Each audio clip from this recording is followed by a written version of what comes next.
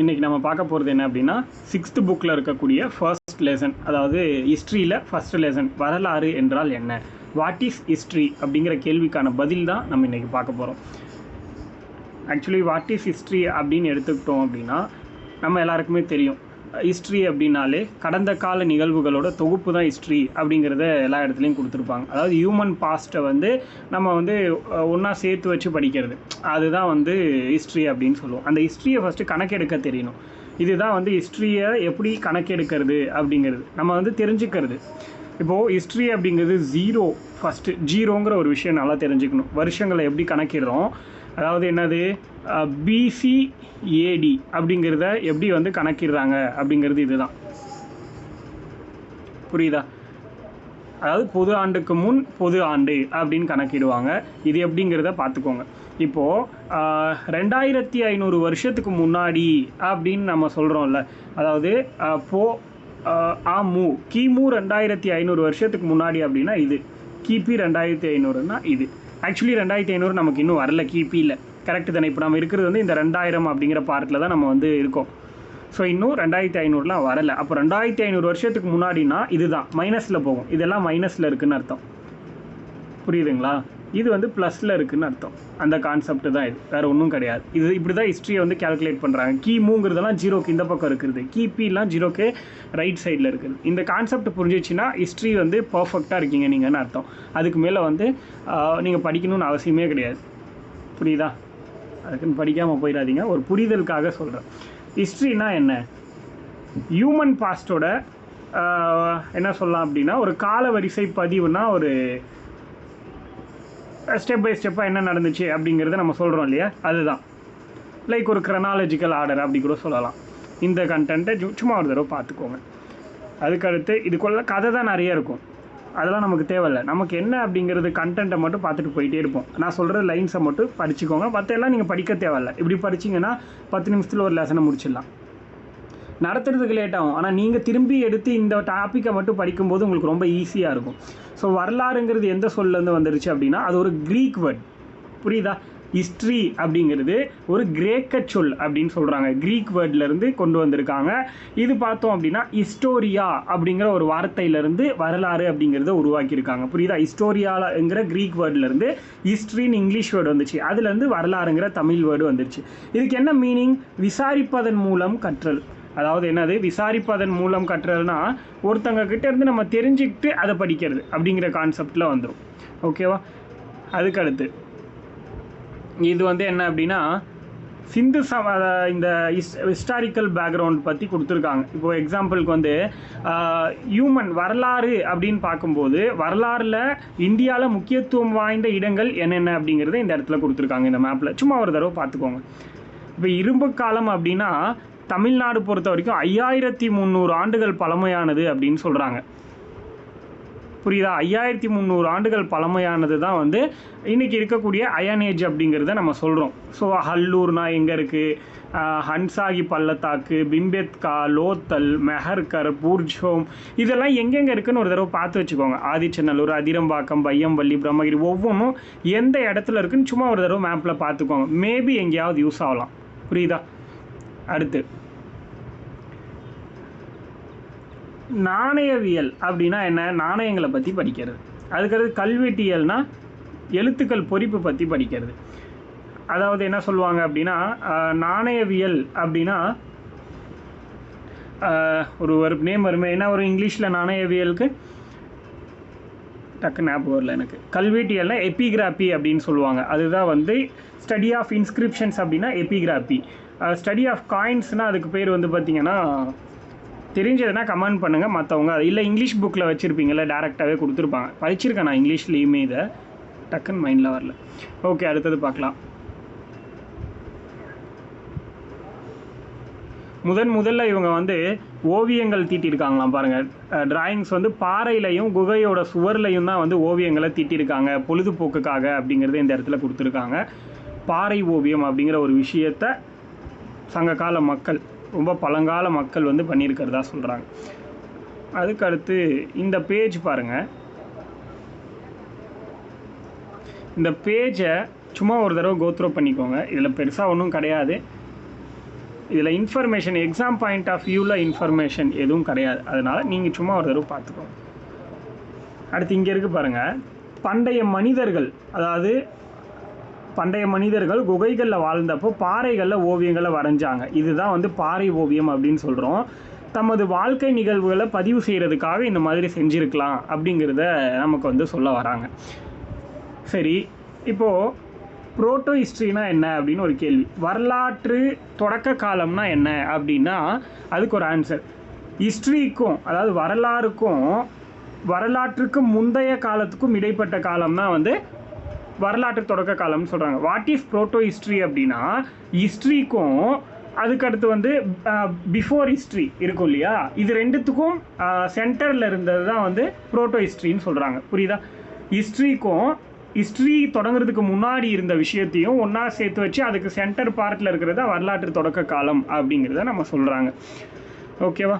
அதுக்கடுத்து இப்போ இவங்க பார்த்திங்கன்னா சில விலங்குகளை தன் கூட வந்து வளர்த்திருக்கிறதா சொல்கிறாங்க. என்ன அப்படின்னு பார்த்தீங்கன்னா, இப்போது எக்ஸாம்பிளுக்கு வந்து குகைகள், இவங்க குகையில் தான் வாழ்ந்துட்டு இருந்தாங்க. அப்போ வந்து அனிமல்ஸ், ரொம்ப மோசமான அனிமல்ஸ்லாம் இவங்களை வந்து தாக்குறதுக்கான சான்ஸ் இருக்குது. அப்போது அது எல்லாத்தையும் மனுஷங்களால் அந்த அளவுக்கு ஈஸியாக ஐடென்டிஃபை பண்ண முடியாது. அதனால் இவங்க என்ன பண்ணாங்க அப்படின்னா அங்கே இங்கே சுற்றிட்டு இருந்த நாயை வந்து வளர்க்க ஆரம்பிக்கிறாங்க. புரியுதா? அதுக்கு வந்து மோப்ப சக்தி அதிகமாக இருக்கிறனால ஏதாவது வேறு அனிமல்ஸ் வந்துச்சுன்னா டக்குன்னு எந்திரிச்சு குறைக்குமா. அதனால இதை பார்த்த மனுஷங்க என்ன பண்ணாங்க, நாய்கள் எல்லாத்தையும் பழக்கப்படுத்தி தன்னோட பாதுகாப்புக்காகவும் வேட்டையாடுறதுக்காகவும் இதை யூஸ் பண்ணிக்கிறாங்க. அப்போது இவங்க வந்து நாய்களை வந்து பயன்படுத்தியிருக்காங்க அப்படிங்கிறது நமக்கு தெரியணும். புரியுதா? அதுக்கு அடுத்தது பண்டைய இந்திய அரசர்களில் பேரும் புகழும் பெற்ற அரசர் யார் அப்படின்னா அசோகர். ஓகேவா? இது வந்து காமனான ஒரு கொஷின். அடுத்தது, இப்போது இவரோட ஆட்சியில் தான் நம்ம வந்து ஆல்ரெடி பார்த்துருப்போம்னு நினைக்கிறேன் இவரை பற்றி. இவரோட காலகட்டத்தில் தான் புத்த மதம் அப்படிங்கிறது வேர்ல்டு ஃபுல்லாக பரவுச்சு. ஏஷியன் கண்ட்ரியில் மேக்ஸிமம், ஏஷியன் காண்டினென்ட்டில் இருக்கிற மேக்ஸிமம் கண்ட்ரிக்கு பரவுனது ப்ளஸ் வேர்ல்டு ஃபுல்லாக பரவுனது காரணம் அசோகர் தான் அப்படின்னு சொல்லுவாங்க. ஏன்னா தன்னோட பையன் யார், பொண்ணு மகிந்தாவையும் பையன் 2 பேரையும் கூட இலங்கைக்கு அனுப்பியிருப்பார், ஸ்ரீலங்காவுக்கு, புத்த மதத்தை பரப்புறதுக்காக. இந்த மாதிரி அது வந்து போருக்கு அப்புறம் கலிங்க போர் அப்படின்னு ஒன்று, அதாவது 261ன்னு சொல்லிட்டு நம்ம ஒன்று பார்த்துருப்போம் இதுக்கு முன்னாடி. அந்த கலிங்கா போர் அப்படிங்கிற போருக்கு அப்புறம் நிறைய பேர் இறந்து போகிறாங்க இல்லையா ஒரு போரில். அதை பார்த்துட்டு மனசு உடஞ்சி போய் போர் அப்படிங்கிறது இனிமேல் வேணாம் அப்படின்னு முடிவு பண்ணிடுறாரு.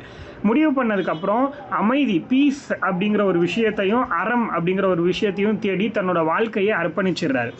இப்போது வெற்றிக்கு அப்புறம் போரை துறந்த முதல் அரசர் அசோகர் தான் அப்படின்னு சொல்கிறாங்க. புரியுதா? ஒரு வாழ்க்கையில் ஒரு வெற்றி கிடைக்கிது போர் புரிஞ்சு. ஆனால் அந்த போருக்கு அப்புறம் நம்ம என்ன பண்ணுவோம், இன்னும் நிறைய போர் புரிஞ்சு இன்னும் நிறைய செல்வங்களை சேர்த்திக்கலாம், இன்னும் நம்மளோட நாட்டை பெருசாக்கலான்னு தான் நினைப்பாங்க. ஆனால் இவர் என்ன பண்ணியிருக்காரு, வெற்றிக்கு அப்புறம் பல உயிர்கள் இறந்து போகிறத பார்த்தவர் இனி வந்து ஒருத்தங்க கூட சாகக்கூடாதுன்னு சொல்லிட்டு இனி போரே வேணாங்கிறத முடிவு பண்ணார். அதுக்கப்புறம் உலகத்திலேயே ஃபர்ஸ்ட்டு அனிமல்ஸ்க்குன்னு தனியாக ஒரு ஹாஸ்பிட்டல் ஸ்டார்ட் பண்ணது அசோகர் தான். ஃபர்ஸ்ட்டு அனிமல்ஸ்க்குன்னு தனியாக ஒரு மருத்துவமனை கொடுத்தது யார் அப்படின்னா அசோகர். அதே மாதிரி அசோகர் தான் வந்து ரோடு போடுறதுக்கான வேலையை ஸ்டார்ட் பண்ணியிருக்காரு. அவர் உருவாக்கின ஒரு விஷயத்தை வச்சு தான் நம்ம இன்றைக்கி ரோடுங்கிற ஒரு விஷயமே உருவாக்கியிருக்கோம் அப்படிங்கிறத சொல்கிறாங்க. ப்ளஸ் நம்மளோட நேஷ்னல் ஃப்ளாகில் 24 ஆரக்கால் சக்கரம் இருக்கு இல்லையா, அது அவர் உருவாக்குனது தான். அசோகர் உருவாக்குன சாரநாத்தில் இருக்குது, சாரநாத் தூணுன்னு ஒன்று இருக்குது. அந்த சாரநாத் பில்லரில் தான் இந்த 24 ஆரக்கால் சக்கரம் அப்படிங்கிறது இருக்குது. அதை வந்து இன்றைக்கி தொல்லியல் துறையினால் பாதுகாக்கப்பட்டுக்கிட்டு இருக்குது. அதை தான் நம்ம என்ன பண்ணுறோம் அப்படின்னா இந்தியாவுடைய அரசியல் அமைப்பில் பயன்படுத்துகிறோம், இந்தியாவோட சின்னத்தில் நம்ம பயன்படுத்துகிறோம். அதே மாதிரி அசோகருடைய இன்ஃபர்மேஷன் எதுவுமே ஹிஸ்டாரிக்கல் பேக்ரவுண்டில் பெருசாக 19th செஞ்சுரி வரைக்கும் இல்லை அப்படின்னு சொல்கிறாங்க. அதுக்கப்புறம் தான் ஒரு 3 பேர் ஆராய்ச்சி பண்ணுறாங்க இவரோட விஷயத்தை, இவரோட historical background. William Jones, James Prinsep, Alexander Cunningham. இவங்க 3 பேருமே, William Jones, James Prinsep, Alexander Cunningham, 19th செஞ்சுரிக்கு அப்புறம் அந்த பீரியடில் வந்து இவங்க 3 பேரும் என்ன பண்ணுறாங்க அப்படின்னா சில ஆய்வுகள் பண்ணி அசோகருடைய சிறப்புகளை வந்து வெளியே கொண்டு வரதுக்கு ட்ரை பண்ணுறாங்க. அதே மாதிரி சார்லஸ் ஆலன் அப்படிங்கிறவர் ஒரு புக் எழுதுறாரு அசோகர் பற்றி. இவரை பற்றின எல்லா ஹிஸ்டாரிக்கல் பேக்ரவுண்டையும் ஒன்றா சேர்த்து ஒரு புக் எழுதுறாரு. அதுதான் தி search for the India's last emperor அப்படிங்கிற ஒரு book. The search for the India's last emperor அப்படிங்கிற ஒரு புத்தகத்தை எழுதியிருக்கார். இது வந்து அவருடைய மொத்த வாழ்க்கை வரலாறை பற்றி பேசக்கூடிய ஒரு புக். எழுதினது யாருன்னா சார்லஸ் ஆலன் அப்படிங்கிறவர். ஸோ இதுக்கான இவரோட ஆட்சிக்கான சான்றுகளை வந்து சாஞ்சி ஸ்தூப்பிலையும் சாரநாத் தூண்லையும் இருக்கும் அப்படிங்கிறத கொடுத்துருக்காங்க. இது வரைக்கும் நல்லா படிச்சுக்கோங்க. அதுக்கப்புறம் அந்த பாக்ஸ் ரொம்ப ரொம்ப முக்கியம், அதனால தான் நம்ம பொறுமையாக பார்த்துக்கிட்டு இருக்கோம். சரி, எப்படிலாம் நம்ம வரலாறை தெரிஞ்சுக்கலாம் அப்படின்னா இன்ஸ்கிரிப்ஷன் கல்வெட்டு மூலமாக, அடுத்து நினைவு சின்னங்கள் மூலமாக, செப்பு பட்டயம், வெளிநாட்டவர் குறிப்பு மூலமாக, நாட்டுப்புற கதை, இந்த மாதிரி நிறைய விஷயம் மூலமாக நம்மளால் கற்றுக்க முடியும் அப்படிங்கிறத கொடுத்துருக்காங்க. அடுத்து பழங்கால மனிதன் தன்னோட உணவு சேகரிக்கிறதுக்காக வேட்டையாடுதல் என்ன பண்ணியிருக்கான், உணவு சேகரிக்கிறதுக்காக வேட்டையாடுதலை வந்து பண்ணியிருக்கான். அடுத்து பழைய கற்கால மனிதர்கள் வேட்டையாட செல்லும்போது நாய்களை கூட்டிகிட்டு போயிருக்காங்க. காரணம் என்ன, குகைகளில் பழைய கற்கால மனிதன் தங்கியிருந்தப்போ விலங்குகள் வர்றதை நாய்கள் மோப்ப சக்தினால் கண்டுபிடிச்சிருங்கிறதுனால. கரெக்டு. அடுத்து பண்டைய கால மனிதர்கள் வந்து என்ன பண்ணாங்க, பயன்படுத்திய பொருட்கள் அகழாய் மூலம் தோண்டி எடுக்கப்பட்டுச்சு. அந்த பொருள் எல்லாம் அந்த கால மக்களுடைய வாழ்க்கை முறை பற்றி அறிந்து கொள் வந்து பாதுகாக்கப்படுது அப்படின்னா எங்கள் அருங்காட்சியகத்தில் தான் பாதுகாப்பாங்க, வேறு ஒன்றும் கிடையாது. அடுத்து பழைய கற்காலம் அப்படிங்கிறது என்னது அப்படின்னா, பழைய கற்காலம் அப்படின்னா கருவிகள் அப்படின்னு சொல்லலாம். கரெக்டு. பாறை எது ராங்கன்னு கேட்குறாங்க. இதில் குகை சுவர்களில் பாறை ஓவியம் வரைஞ்சாங்க. செப்புத்தகடுங்கிறது வரலாற்று ஓவியம், இதுதான் ராங்கு. நாய் தான் ஃபஸ்ட்டு வந்து வளர்த்துனது. இங்கே வந்து என்ன பூனைன்னு கொடுத்துருக்காங்க, அதனால் அது தப்பு. இதில் மாறுபட்டது என்னது, பாறைகள் மற்றும் குகைகளில் ஓவியங்கள் வரையப்பட்டிருந்துச்சு. கரெக்டு. வேட்டையாடுதலை குறிப்பதாக ஓவியங்கள் இருந்துச்சு. Okay, correct. பழங்கால மனிதன் தன்னோட குடும்ப உறுப்பினர்களுக்கு வேட்டையாடுதலை எடுத்துரைக்கணுன்றதுக்காக வழங்கியிருக்கலாம். பல வண்ணங்கள் ஓவியம் இருந்துச்சுன்னா கிடையாது, அவங்களுக்கு அந்த வண்ணம்னா என்னன்னே தெரியாது. ஸோ பழைய கற்கால மனிதன் பெரும்பாலும் வாழ்ந்த இடம் என்ன அப்படின்னா குகை தான். வரலாற்றின் தந்தை யாருன்னா ஹெரோடோட்டஸ். அது இங்கே கொடுத்துருக்காங்களான்னு தெரியல, நோட் பண்ணிக்கோங்க. ஹெரோடோட்டஸ் அவர் தான் வந்து வரலாற்றின் தந்தை. அடுத்து பழைய கற்கால மனிதன் பழக்கிய முதல் விலங்கு நாய், இது எல்லாருக்கும் தெரியும். கல்வெட்டு டேஷ் ஆதாரங்கள் அப்படின்னா பழைய இது ஆராயிறதுக்கான ஆதாரம், அதெல்லாம் நமக்கு தேவையில்லை. அசோகர் சக்கரத்தில் பார்த்தீங்கன்னா 24 ஆரச்சக்கரம் இருந்துச்சு. அதுக்கடுத்து பாறை ஓவியங்கள் அப்படிங்கிறது மேட்ச் ஷீட்டில் என்ன சொல்கிறாங்க, வாழ்க்கை முறையை புரிந்துக்கிறதுக்காக எழுதப்பட்ட பதிவுங்கிறது செப்பேடுகள். அசோகர் வந்து மிகவும் புகழ்பெற்றவர். மதசார்புள்ள இலக்கியம் தேவாரம். அவ்வளோதான். இதை மட்டும் நோட் பண்ணிக்கிட்டிங்கன்னா 2வது லெசனுக்கு போயிடலாம்.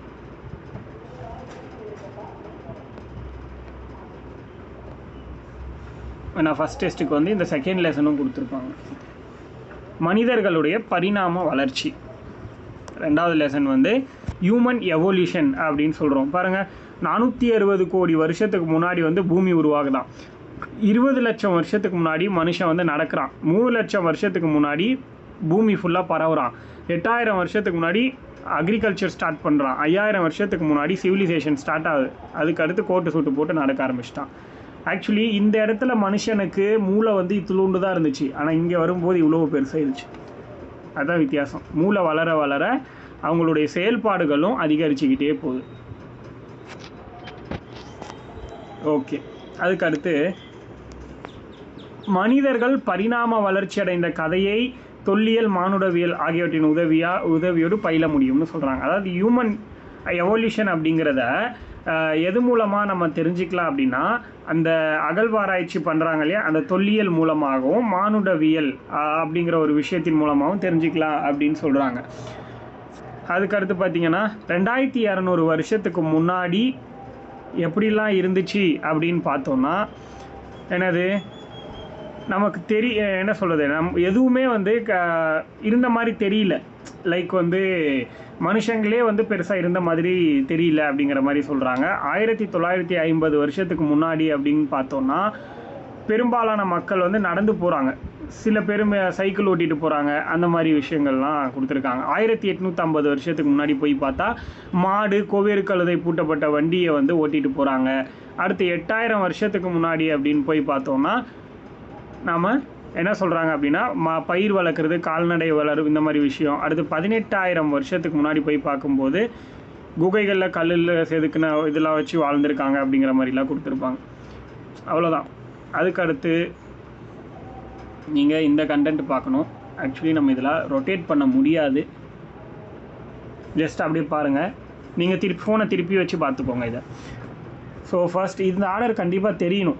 அதாவது மனித பரிணாமத்துடைய வளர்ச்சி நிலைகள் அப்படிங்கிறது ஃபஸ்ட்டு ஆஸ்ட்ரலோபித்திகஸ், அடுத்து Homo habilis, Homo erectus, Australopithecus, Homo habilis, Homo erectus, Neanderthal, Homo sapiens, Cro-Magnons. இந்த ஆர்டர் கண்டிப்பாக தெரியணும்.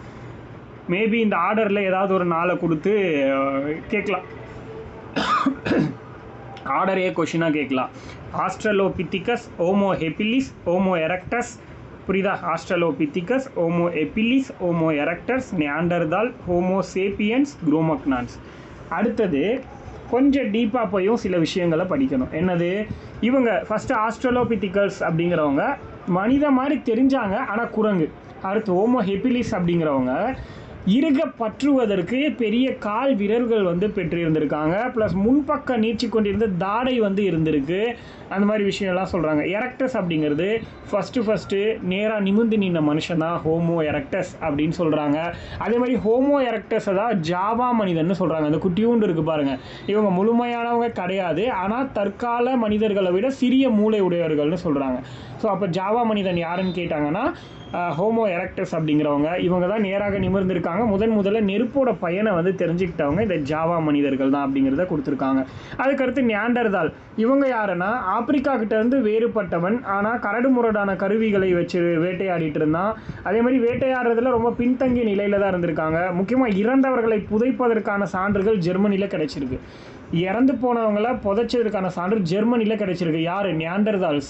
அவங்கள பற்றி. ஹோமோசேப்பியன்ஸ் நவீன மனிதன், வேட்டையாடினவன், உணவு சேகரிக்கும் பழக்கமும் இருந்துச்சு, கரடுமுரடான கருவியை பயன்படுத்தியிருக்காங்க, ஆப்பிரிக்காவிலேருந்து இடம்பெயர்ந்திருக்காங்க, ஐரோப்பா, ஆசியான்னு பல இடத்துல குடியேறியிருக்காங்க. அடுத்து குரோமக்னான்ஸ் அப்படிங்கிறவங்க மனித வாழ்க்கையோட தொடக்கம் இவங்க தான் அப்படின்னு சொல்கிறாங்க. இவங்க நிறைய கருவிகளை பயன்படுத்தியிருக்கிறதாகவும் குறிப்பிட்டிருக்காங்க. அதுக்கடுத்து அதாவது வரலாற்றுக்கு முந்தைய காலத்தையும் மனிதர்களையும் அவர்கள் பயன்படுத்தின பொருளையும் பற்றி படிக்கிறதுக்கு பேர் தொல்லியல் அப்படின்னு சொல்கிறாங்க. அதுக்கு பயன்படுற பொருள் தொல்லியல் அகழ்வாராய்ச்சி பொருட்கள் அப்படிங்கிறத சொல்கிறாங்க. அடுத்து மானுடவியல்னால் என்னது? மனுஷங்களை பற்றி படிக்கிறது, அவங்களுடைய எவல்யூஷன் பற்றி படிக்கிறது. அதுக்கு பேர் ஆந்த்ராபாலஜி. அந்த ஆந்த்ராபாலஜி அப்படிங்கிறது ஒரு கிரீக் வேர்டு அப்படிங்கிறத கொடுத்துருக்காங்க. அதுக்கடுத்து பார்த்தீங்கன்னா இந்த பாக்ஸ் ரொம்ப முக்கியம். குகையில் வாழ தெரிஞ்ச மனிதன் வந்து குரோமக்னான்ஸ் அப்படின்னு சொல்கிறாங்க. இந்த குரோமக்னான்ஸ் எங்கே இருக்காங்கன்னா ஃப்ரான்ஸில் தான் அதிகமாக இருந்திருக்காங்க. ஃப்ரான்ஸில் லாஸ்காஸ்ங்கிற இடத்துல தான் குரோமக்னான்ஸ் மக்கள் வந்து வாழ்ந்ததுக்கான சான்று கிடைச்சிருக்கு அப்படின்னு சொல்கிறாங்க. இந்த குரோமக்னான்ஸ் கிட்டையும் இறந்தவர்களை புதைக்கக்கூடிய பழக்கம் இருந்துச்சு அப்படிங்கிறத கொடுத்துருக்காங்க. குரோமக்னான்ஸ் பீப்புள் கிட்டையும் இறந்து போனவங்களை புதைக்கக்கூடிய வழக்கம் வந்து இருந்திருக்கு அப்படிங்கிறது இந்த இடத்துல நம்ம தெரிஞ்சுக்க வேண்டிய விஷயம். பாருங்கள், ஹோமோ யார் எங்கெங்கே எவ்வளோ இதாக பரவி இருந்தாங்க அப்படிங்கிறத கொடுத்துருக்காங்க. எப்படி வந்து பரிணாம வளர்ச்சி அடைந்தான் அப்படின்னு ஒரு கண்டென்ட் கொடுத்துருக்காங்க. எனது நிமிர்ந்த நிலை, அடுத்து வந்து இரு கால்களை பயன்படுத்தி நடக்கிறது, பொருள்களை வந்து இறுக்கமாக பற்றிக்கிறதுக்கு வசதியான கட்டை விரலில் ஏற்பட்ட மாற்றம், மூளையோட வளர்ச்சி. அதுக்கு அடுத்து பார்த்திங்கன்னா என்ன சொல்கிறாங்க? கிழக்கு ஆப்பிரிக்கா, ஈஸ்ட் ஆப்பிரிக்காவிலேருந்து ஹோமோ சேப்பியன்ஸ், ஆப்பிரிக்கானாலே சேப்பியன்ஸ் உலகத்தோட வெவ்வேறு பகுதிகளில் பரவுகிறாங்க, அந்தந்த இடத்துக்கு ஏற்ற மாதிரி மாறிக்கிறாங்கன்னு சொல்கிறாங்க. அடுத்து இந்த பாக்ஸ் ரொம்ப முக்கியம். ஆஸ்ட்ரலோபித்திகஸ்ங்கிறவங்க கிழக்கு ஆப்பிரிக்கா, இவங்க தான் ஃபஸ்ட்டு ஈஸ்ட் ஆப்பிரிக்காவிலேருந்து பிரிகிறாங்க. ஆஸ்ட்ரலோபித்திகஸ் அப்படிங்கிறவங்க எங்கே இருக்காங்கன்னா ஈஸ்ட் ஆப்பிரிக்கா. மேட்சிட்டில் கேட்கலாம். ஹோமோ ஹெபிலிஸ் அப்படிங்கிறவங்க சவுத் ஆப்பிரிக்கா, புரியுதா? ஹோமோ எபிலிஸ் அப்படிங்கிறவங்க சவுத் ஆப்பிரிக்கா. ஹோமோ எரக்டஸ் இவங்க வந்து ஆஃப்ரிக்கா அண்ட் ஏஷியா ரெண்டு இடத்துலையும் இருந்தவங்க. ஹோமோ எரக்டஸ் அப்படிங்கிறவங்க ஆஃப்ரிக்கா அண்ட் ஏஷியா. அடுத்து நியாண்டர்தால், இவங்க வந்து யூரேஷியா, அதாவது Eurasia means Europe and Asia ரெண்டும் சேர்த்ததுனால யூரேஷியா, நியாண்டர்தால் இருந்தவங்க. குரோமக்னான் ஃப்ரான்ஸ் ஆல்ரெடி பார்த்தோம். பீகிங்னா சீனா. ஹோமோ சேப்பியன்ஸ் ஆஃப்ரிக்கா காமனா. ஹைடல்பர்க்னா லண்டன். இந்த கண்டென்ட் வந்து நல்லா நோட் பண்ணிக்கோங்க. ஆஸ்ட்ரலோபித்திகஸ் ஈஸ்ட் ஆஃப்ரிக்கா, ஹோமோ ஹெப்லிஸ் வந்து சவுத் ஆஃப்ரிக்கா. இந்த இது எல்லாமே நல்லா தெரிஞ்சுக்கோங்க. அடுத்து வந்து பார்த்திங்கன்னா இவங்க எல்லாம் வேட்டையாடி வாழ்ந்தாங்க, குழுக்களாக வாழ்ந்தாங்க, மரம், குகை இல்லை மலையடி வாரத்தில் தங்குனாங்க. ஒவ்வொரு குழுலையும் 30லேருந்து 40 பேர் ஒன்றா சேர்ந்து வாழ்ந்தாங்க. உணவு தேவையை பூர்த்தி பண்ணுறதுக்காக வேட்டையாட ஆரம்பிக்கிறாங்க. அப்போ பன்றி, மான், காட்டெருமை, காண்டாமிருகம், யானை, கரடி இந்த மாதிரி விலங்குகளை எல்லாம் வேட்டையாடி இருக்காங்க. புலி இது மாதிரியான விஷயங்கள். அது புலி மூலால் கொல்லப்பட்ட விலங்குகள் என்ன பண்ணும், இன்னொரு அனிமலை கொன்னுரும், முடிஞ்ச அளவுக்கு சாப்பிட்டு போயிடும் இல்லையா, அதில் மீதி இருக்கிறத இவங்க சாப்பிட்டாங்க. இந்த மாதிரி விஷயமும். அடுத்து மீன் பிடிக்கிறது கற்றுக்கிட்டாங்க, தேன் எடுக்கிறது, பழத்தை பறிக்கிறது, கிழங்குகளை அடியிலேருந்து அகழ்ந்து இருக்கிறது, இந்த மாதிரி விஷயங்கள் எல்லாத்தையும் வந்து பண்ணுறாங்க. காடுகள்லேருந்து தானியங்களை சேகரிக்கிறது, இந்த மாதிரி எல்லா விஷயத்தையும் வந்து பண்ணுறாங்க. ஒரே இடத்துல மட்டும் இல்லாமல் அங்கங்கே மாறி மாறி ட்ராவல் பண்ணிட்டே இருக்காங்க. குளிர்லேருந்து தங்களை பாதுகாத்துக்கிறதுக்காக என்ன சொல்கிறது, பதப்படுத்தப்பட்ட உணவுகள் வந்து பயன்படுத்தியிருக்காங்க. இந்த மாதிரியான விஷயங்கள் எல்லாம் நமக்கு கொடுத்துருக்காங்க. இவங்களோட முதன்மையான தொழில் வந்து வேட்டையாடுதல் தான். ஆதி காலத்தில் மனிதர்களோட முதன்மையான தொழில் வேட்டையாடுதல் அப்படிங்கிறத கொடுத்துருக்காங்க. அதுக்கடுத்து கூர்மையான ஆயுதங்களை வச்சு குத்தி கொல்லுவாங்கன்னு சொல்கிறாங்க. எந்த மாதிரிலாம் வேட்டையாடுவாங்கன்னா, குழுவாக சென்று வேட்டையாடுறது, குழி தோண்டி அதில் விலங்குகளை சிக்க வச்சு வேட்டையாடுறது. அதுக்கடுத்து பார்த்திங்கன்னா இவங்க என்ன மாதிரியான கல்லை பயன்படுத்துகிறாங்கன்னா, ஒரு கல்லை வந்து அடியில் வச்சுட்டு கூர்மையான மற்றொரு கல்லால் அதனை தட்டி செதுக்குவாங்க வேட்டையாடுறதுக்கு. ஒரு கற்கருவியை உருவாக்கணும்னா 2 கல் எடுத்துப்பாங்க. அதான் இப்போ சொன்ன மெத்தடில் ஒரு கல்லில் வந்து சீரற்ற பகுதிகளை நீக்கிறதுக்காகவும் அதை கூர்மையான கருவியாக்குறதுக்கு இன்னொரு கல் சுத்தியல் மாதிரி யூஸ் பண்ணியிருக்காங்க அப்படிங்கிறத நமக்கு வந்து கொடுத்துருக்காங்க இந்த இடத்துல. அதுக்கடுத்து சிக்கிமுக்கி கற்களை தான் அதிகமாக பயன்படுத்தியிருக்காங்க அப்படிங்கிறத கொடுத்துருக்காங்க. சிக்கிமுக்கி கற்கள்னால் இந்த அங்கங்கே கிடைக்கிற கற்கள் தான், வேறு ஒன்றும் புதுசாலாம் கிடையாது. அதுக்கடுத்து கை கோடாரிகள்லாம் உருவாக்கியிருக்காங்க அப்படிங்கிறதெல்லாம் கொடுத்துருக்காங்க. அது வந்து குழி தோன்றதுக்கு, அதுக்கடுத்து வந்து விலங்குகளை வேட்டையாடுறதுக்கு, இந்த மாதிரி எல்லா விஷயத்துக்கும் பயன்படுத்தியிருக்காங்க அப்படிங்கிறத நமக்கு சொல்லியிருக்காங்க. அதே மாதிரி இவங்க வந்து நெருப்பு, தொடக்க காலத்தில் நெருப்பு மின்னல்லாம் பார்த்து பயந்துருக்காங்க. அதனால மின்னல் உருவாகிறப்போ நெருப்பில் சிக்கி காட்டு விலங்குகள்லாம் இறந்து போயிடுச்சு. அந்த விலங்குகளோட இறைச்சியை இவங்க சாப்பிடும்போது டேஸ்ட்டாக இருந்திருக்கு. அதுக்கப்புறம் தான் என்ன பண்ணியிருக்காங்க, நெருப்பு அப்படிங்கிற ஒரு விஷயத்தை பற்றி தெரிய ஆரம்பிச்சிருக்கு இவங்களுக்கு அப்படிங்கிறத சொல்லியிருக்காங்க. அதுக்கடுத்து தீப்பெட்டியை பயன்படுத்தாமலே நெருப்பை உருவாக்குற பழக்கம் இன்றைக்கும் நீலகிரி மாவட்டத்தில் சில கிராமங்களில் இருக்குதுன்னு சொல்லியிருக்காங்க. தெரிஞ்சுக்கணும், இது எந்த டிஸ்ட்ரிக்டில் வந்து தீப்பெட்டியை பயன்படுத்தாமல் இன்றைக்கும் அந்த நெருப்பு பற்ற வைக்கிற பழக்கம் இருக்குது அப்படின்னா அது வந்து நீலகிரியில் இருக்கிற சில கிராமங்கள் அப்படிங்கிறது நமக்கு தெரியணும். அடுத்து மனுஷங்களால் நெருப்புக்கு அப்புறம் எதை கண்டுபிடிக்க முடியுது அப்படின்னா சக்கரம். ஏன் அப்படின்னா மனுஷங்க வந்து ரொம்ப இது முக்கியமாக என்ன சொல்கிறாங்கன்னா, இந்த கேள்வி டைரெக்டாகவே கேட்பாங்க. மனுஷங்க தன்னோட புலன் அறிவாலையும் சிந்தனையாலையும் அனுபவத்திலையும் உருவாக்குன ஒரு சிறந்த அறிவியல் கண்டுபிடிப்பு எதுனா அது சக்கரம். இது ரொம்ப முக்கியமான ஒரு கேள்வி. ஸோ சக்கரம் உருவாக்குனது அப்படிங்கிறது மனித வரலாறில் ஒரு முதல் தரமான கண்டுபிடிப்புன்னு சொல்கிறாங்க. இது உருவாக்குனதுனால பானை செய்கிறது வந்து எளிதாக போயிடுச்சு அப்படின்னு சொல்லுவாங்க. அதையும் நம்ம பார்க்கலாம். இதெல்லாம் அப்படியே லைனாக அப்படியே மாறாமல் கேட்பாங்க, அதனால தெரிஞ்சுக்கோங்க. மலையிலேருந்து கற்கள் உருண்டு வர்றதை பார்த்துருக்காங்க. அதை வச்சு தான் சக்கரம் உருவாக்கலான்னு ஒரு சிந்தனையே அவங்களுக்கு உருவாயிருக்கு. அடுத்து பானை செய்கிறது. மனுஷங்க களிமண்ணில் பானை செய்கிறதுக்கு கற்றுக்குறாங்க. சக்கரம் கண்டுபிடிச்சதுக்கப்புறம் பானை செய்வது எளிதாயிருச்சு அப்படின்னு சொல்கிறாங்க. டேஷ் கண்டுபிடிக்கப்பட்ட பிறகு பானை செய்வது எளிதானது அப்படின்னு ஒரு கேள்வி கேட்டால் நம்ம வந்து இந்த பதிலை சொல்லலாம். அடுத்து வந்து அவங்க பானையை நெருப்பில் சுட்டு அதுக்கு உறுதியை கொடுக்குறாங்க. பானை மீது பல்வேறு வண்ணங்கள் பூசப்பட்டிருக்கு. புரியுதா? பல்வேறு வண்ணங்கள் எங்கே யூஸ் பண்ணியிருக்காங்க, பானை மீது யூஸ் பண்ணியிருக்காங்க. வண்ண சாயங்கள் தாவரங்களின் வேர்கள், இலைகள், மரப்பட்டைகள் மூலமாக தயாரிச்சிருக்காங்க அப்படின்னு கொடுத்துருக்காங்க. இது என்ன அப்படின்னா இந்த பிக்சரில் இருக்கிறது ஆண்களும் பெண்களும் வேட்டையாடும் காட்சிகளை வந்து செதுக்கியிருக்காங்க. அடுத்து இது என்னது, வரலாற்றுக்கு முந்தைய காலத்தில் மனிதர்கள் குகைகளில் வசிச்சிருக்காங்க. அவங்க அன்றாட நிகழ்வுகளை ஓவியங்களை சித்தரிச்சிருக்காங்க.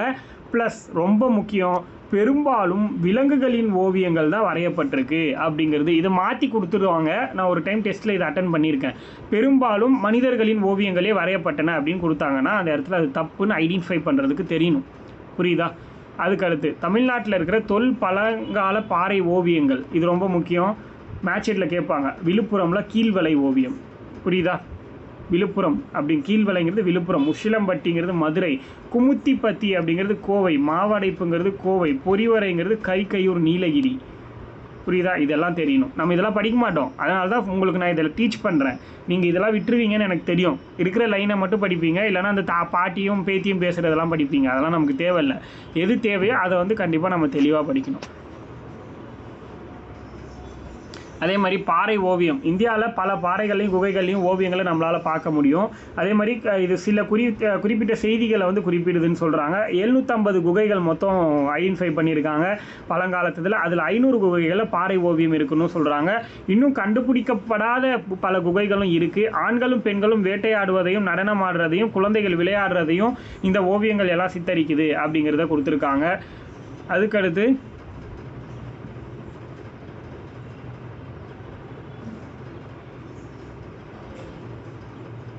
இப்போது அது வேட்டையாட ஆரம்பித்ததுனால பல ஆபத்துகள் வந்து அது மூலமாக வருது. என்ன ஆபத்து அப்படின்னா, இவங்க மலைகள்லையும் காடுகள்லையும் வேட்டையாடிக்கிட்டே இருக்கிறனால அனிமல்ஸோட எண்ணிக்கை வந்து குறையுது. அப்போ என்ன ஆகுது, போதுமான இறைச்சி அவங்களுக்கு கிடைக்கல, அது உணவு பஞ்சம் ஏற்படுது. அதனால அவங்க காய் பழங்கள் எல்லாத்தையும் தேடுறதுக்கு ஆரம்பிக்கிறாங்க.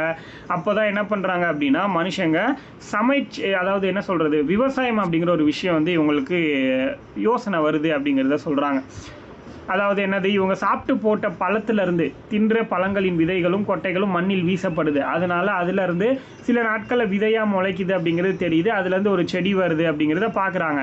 அதை பார்த்துட்டு தான் ஒற்றை விதையிலேருந்து ஒரு செடியே முளைக்குது, அதில் நிறைய கனிகள் கிடைக்குது அப்படின்றது தெரிஞ்சுக்கிறாங்க. அதுவும் ஆற்றங்கரை நிலங்களில் விழுந்த விதை எளிதாக முளைக்கிறதையும் பார்க்குறாங்க. நீர் நிறைந்த பகுதிகளில் செடிகள் விரைவாக வளருது. வண்டல் மண்ணுக்குரிய நிலம் இல்லையா, அந்த இடத்துல இருக்கிறது அல்லூவியல் சாயில், அதனால அங்கே ஈஸியாக வளருதுங்கிறத தெரிஞ்சுக்கிறாங்க. அதனால விவசாயம் அப்படிங்கிற ஒரு விஷயத்தை உள்ளே கொண்டு வராங்க. ஸோ இந்த மாதிரி விஷயத்தை தான் நமக்கு வந்து கொடுத்துருக்காங்க. அதுக்கடுத்து விவசாயத்துக்கு பயன்படுத்துறதுக்காக என்ன பண்ணுறாங்க அப்படின்னா, விலங்குகளையும் பழக்கப்படுத்தியிருக்காங்க. விலங்குகளை பழக்கப்படுத்தி அதுக்கு உணவு கொடுத்து வளர்த்து அதையும் விவசாயத்தில் ஈடுபடுத்தியிருக்காங்க அப்படிங்கிறத கொடுத்துருக்காங்க. அப்போ விலங்குகளை வளர்க்கிறது அப்படிங்கிறது மனுஷங்களுடைய வாழ்வில் முக்கியமான ஒரு பகுதி. ஆனால் எருதுகள் உழுவதற்கு பயன்படுத்தப்பட்டன. நல்லா நோட் பண்ணிக்கோங்க, உழுவதற்கு வந்து எருதுகளை பயன்படுத்தியிருக்காங்க.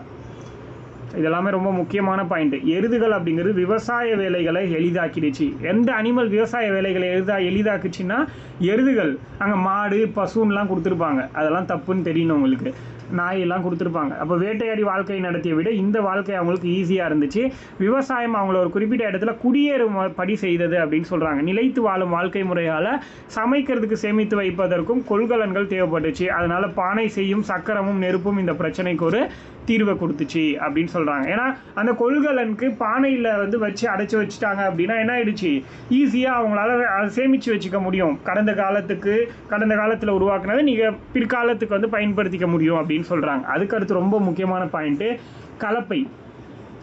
இந்த கலப்பை கண்டுபிடிக்கப்பட்டதுனால விவசாயம்ங்கிறது ரொம்ப எளிதாயிடுச்சு அப்படின்னு சொல்கிறாங்க. மனுஷங்க நிலத்தில் இருந்த தேவையற்ற புதர்கள் எல்லாத்தையும் அகற்றி அதை எல்லாத்தையும் எரித்து நிலத்தை தயார்படுத்துகிறான். அப்போ விவசாய பணி அந்த இடத்துல தொடங்க. எது கண்டுபிடிக்கப்பட்டதால் விவசாயம் எளிதானதுன்னா கலப்பை கண்டுபிடிக்கப்பட்டதால், அது நமக்கு தெரியணும். ஸோ இவங்க என்ன பண்ணுறாங்க, நிலத்தை வந்து உழுது விதைச்சி பயிர் வளர்த்து அறுவடை செய்கிறாங்க. அந்த நிலத்தில் மண் வளம் குன்றி விட்டு வந்து கெட்டு போச்சு அப்படின்னா வேற ஒரு பகுதிக்கு இடம்பெயர்ந்து போகிறாங்க. அப்போ தொடக்கத்தில் மனிதர்கள் வந்து உடனடி உணவு தேவை நிறைவேற்றணுங்கிறதுக்காக என்ன பண்ணியிருக்காங்க, ட்ராவல் பண்ணி விவசாயத்தை பண்ணியிருக்காங்க அப்படிங்கிறத கொடுத்துருக்காங்க. உற்பத்தி அதிகரித்தப்போ தன்னோட எதிர்கால தேவைக்காகவும் அதை வந்து சேமித்து வச்சாங்க அப்படின்னு சொல்கிறாங்க. அது சேமித்து வைக்கப்பட்ட பொருள் உற்பத்தி குறைஞ்ச காலத்தில் அவங்களுக்கு வந்து பயன்பட்டுச்சு அப்படிங்கிறத சொல்கிறாங்க. அதே மாதிரி ஆற்றுக்கு பக்கத்தில் இருக்கிற நிலம் விவசாயத்துக்கும் கால்நடை வளவும் பயனுள்ளதாக இருக்குங்கிறத புரிஞ்சுக்கிட்டு ஆற்றங்கரை ஓரத்திலே தங்கியிருக்காங்க அப்படிங்கிறத நமக்கு இந்த இடத்துல கொடுத்துருக்காங்க.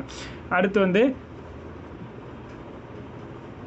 வேறு என்ன சொல்லியிருக்காங்க அப்படின்னா, வேட்டையாடுறதுக்கு இவங்களுக்கு வந்து நாய் வந்து உதவி பண்ணியிருக்கு அப்படின்னு சொல்கிறாங்க. அதனால நாய் தான் மனிதர்களால் பழக்கப்படுத்தப்பட்ட முதல் விலங்கு. நாயுடன் கோழி ஆடு பசு இது எல்லாத்தையும் வளர்த்துருக்காங்க அப்படின்னு கொடுத்துருக்காங்க. அதாவது சமவெளிகளில் மனிதர்கள் வந்து அதிகமாக ரொம்ப நாள் தங்கியிருக்காங்க. அதே மாதிரி கைவினை விவசாயம் மட்டும் இல்லாமல் கைவினை கலை கற்றுக்குறாங்க. அடுத்து வந்து ஒரு இடத்துல குடியேறி நிரந்தரமாக தங்கும் வாழ்க்கை முறையும் வந்து உற்பத்தி முறை அப்படிங்கிறது பெருக்குது அப்படிங்கிறத சொல்கிறாங்க. இப்போ வந்து அவங்கக்கிட்ட தேவையை விட அதிகமான தானியங்கள் இருக்குது. கூடுதல் தானியத்தையும் பிற குழுக்கள் கிட்ட பண்டமாற்று முறை மூலமாக வாங்கிக்கிறாங்க, பார்ட்டர் சிஸ்டம் யூஸ் பண்ணி.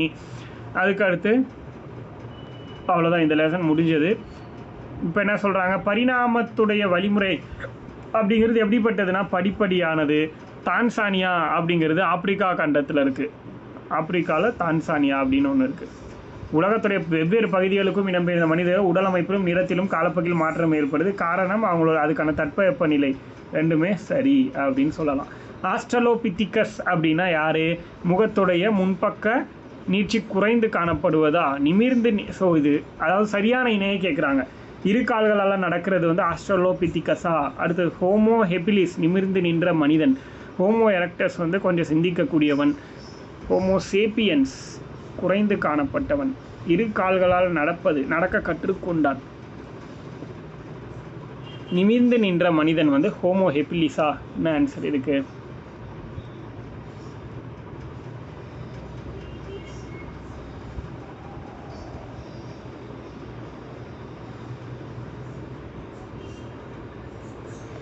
ஸோ நம்ம இதில் பார்த்தோன்னா கிளியராக தெரிஞ்சிடும். நடக்க கற்றுக்கிட்டான். அப்போ ஆஸ்ட்ரலோபித்திகஸ் கரெக்டு. ஹோமோ எபிலிஸ் வந்து பார்த்திங்கன்னா சற்று குறைந்து காணப்பட்டது. ஹோமோ எபிலிஸ்க்கு தான் அந்த தாடை. ஆனால் அங்கே ஹோமோ சேப்பியன்ஸ்க்குன்னு கொடுத்துருந்தாங்க, அதனால் அதுதான் தப்பு.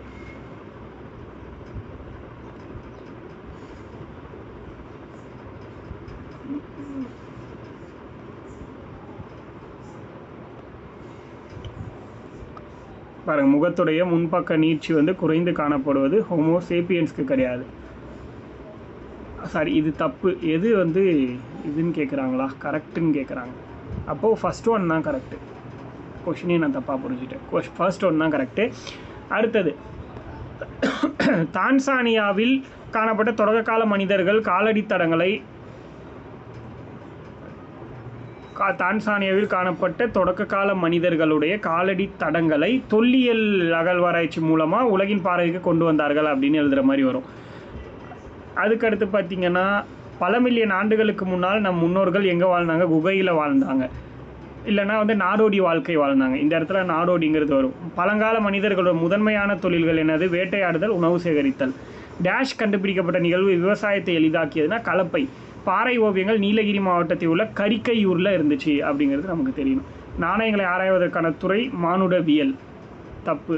மனிதர்களுடைய வரலாறு தான் மானுடவியல். நாணயம்னா அது வேறு. அதுக்கடுத்து ஹோமோ எரக்டஸ் அப்படிங்கிறது, ஹோமோ எரக்டஸ் மனிதர்களுக்கு நெருப்பு குறித்த அறிவு இருந்துச்சா அப்படின்னா ஸ்டார்டிங்கில் வந்துருச்சு. மனிதர்களோட முதல் அறிவியல் கண்டுபிடிப்பு சக்கரம். மனிதர்களால் பழக்கப்படுத்தப்பட்ட விலங்கு ஆடு கிடையாது, நாய். இவ்வளோதான், வேறு ஒன்றும் கிடையாது. அதுக்கடுத்து போயிடலாம் அடுத்த லெசன். சிந்துவெளி நாகரிகம். இப்போ தான் நம்ம வந்து மெயின் சாப்டருக்குள்ளே வந்திருக்கோம். இந்த லெசன் தான் நமக்கு வந்து ரொம்ப முக்கியமான லெசன் இருக்கிற சாப்டர்ஸ்லையே. உங்களுக்கு ஃபஸ்ட் டெஸ்ட்டில் அதிகமான கேள்வி செகண்ட் டெஸ்ட்டில் இடம்பெறுவதற்கான வாய்ப்பு இந்த லெசன்லேருந்து தான். புரியுதா? அதிகமான கேள்வி இங்கேருந்து தான் வரும்.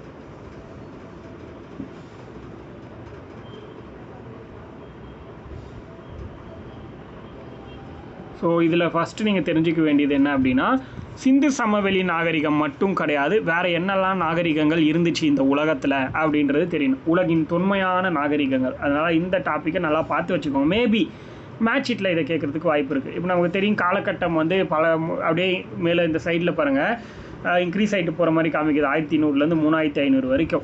அப்போது அந்த பழங்காலத்தில் எந்தெந்த நாகரிகம் எப்போ உருவாச்சு, எந்தெந்த நாகரிகம் எவ்வளோ பழமையானது அப்படிங்கிறத கொடுத்துருக்காங்க.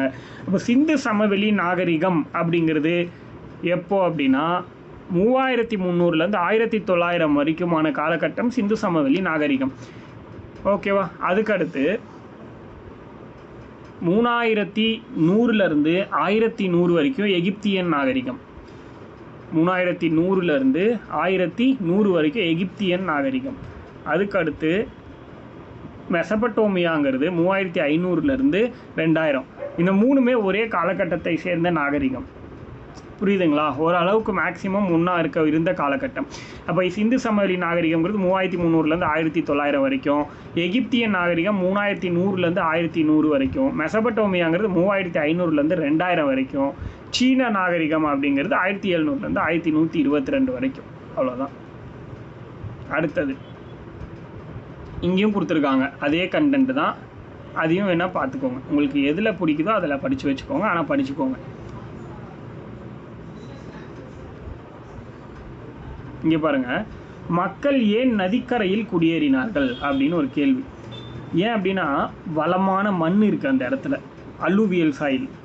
அதுக்கடுத்து பார்த்திங்கன்னா அந்த ஆறுகளில் பாயிற தண்ணி வந்து குடிக்கிறதுக்கும் கால்நடைகளோட தேவைக்கும் நீர்ப்பாசனத்துக்கும் பயன்பட்டுச்சு. அதே மாதிரி போக்குவரத்துக்கு ஏற்ற வழியாகவும் இருந்துச்சு. இந்த மாதிரி ஒரு சில விஷயத்துக்காக தான் மக்கள் வந்து ஆற்றங்கரை ஓரங்களில் குடியேறி இருக்காங்கன்னு சொல்கிறாங்க. அடுத்தது ஹரப்பான்னா புதையுண்ட நகரம். பரீட் சிட்டி அப்படின்னு சொல்லுவாங்க ஹரப்பான்னா இங்கிலீஷில். அதை நோட் பண்ணிக்கோங்க. ஹரப்பானா என்ன, பரீட் சிட்டி. ஹரப்பா நகரத்தோட இடிபாடுகளை முதல்ல கண்டுபிடிச்சது யார் அப்படின்னா சார்லஸ் மேசன் அப்படிங்கிறவர் தன்னோட புக்கில் எக்ஸ்பிளைன் பண்ணியிருப்பார்.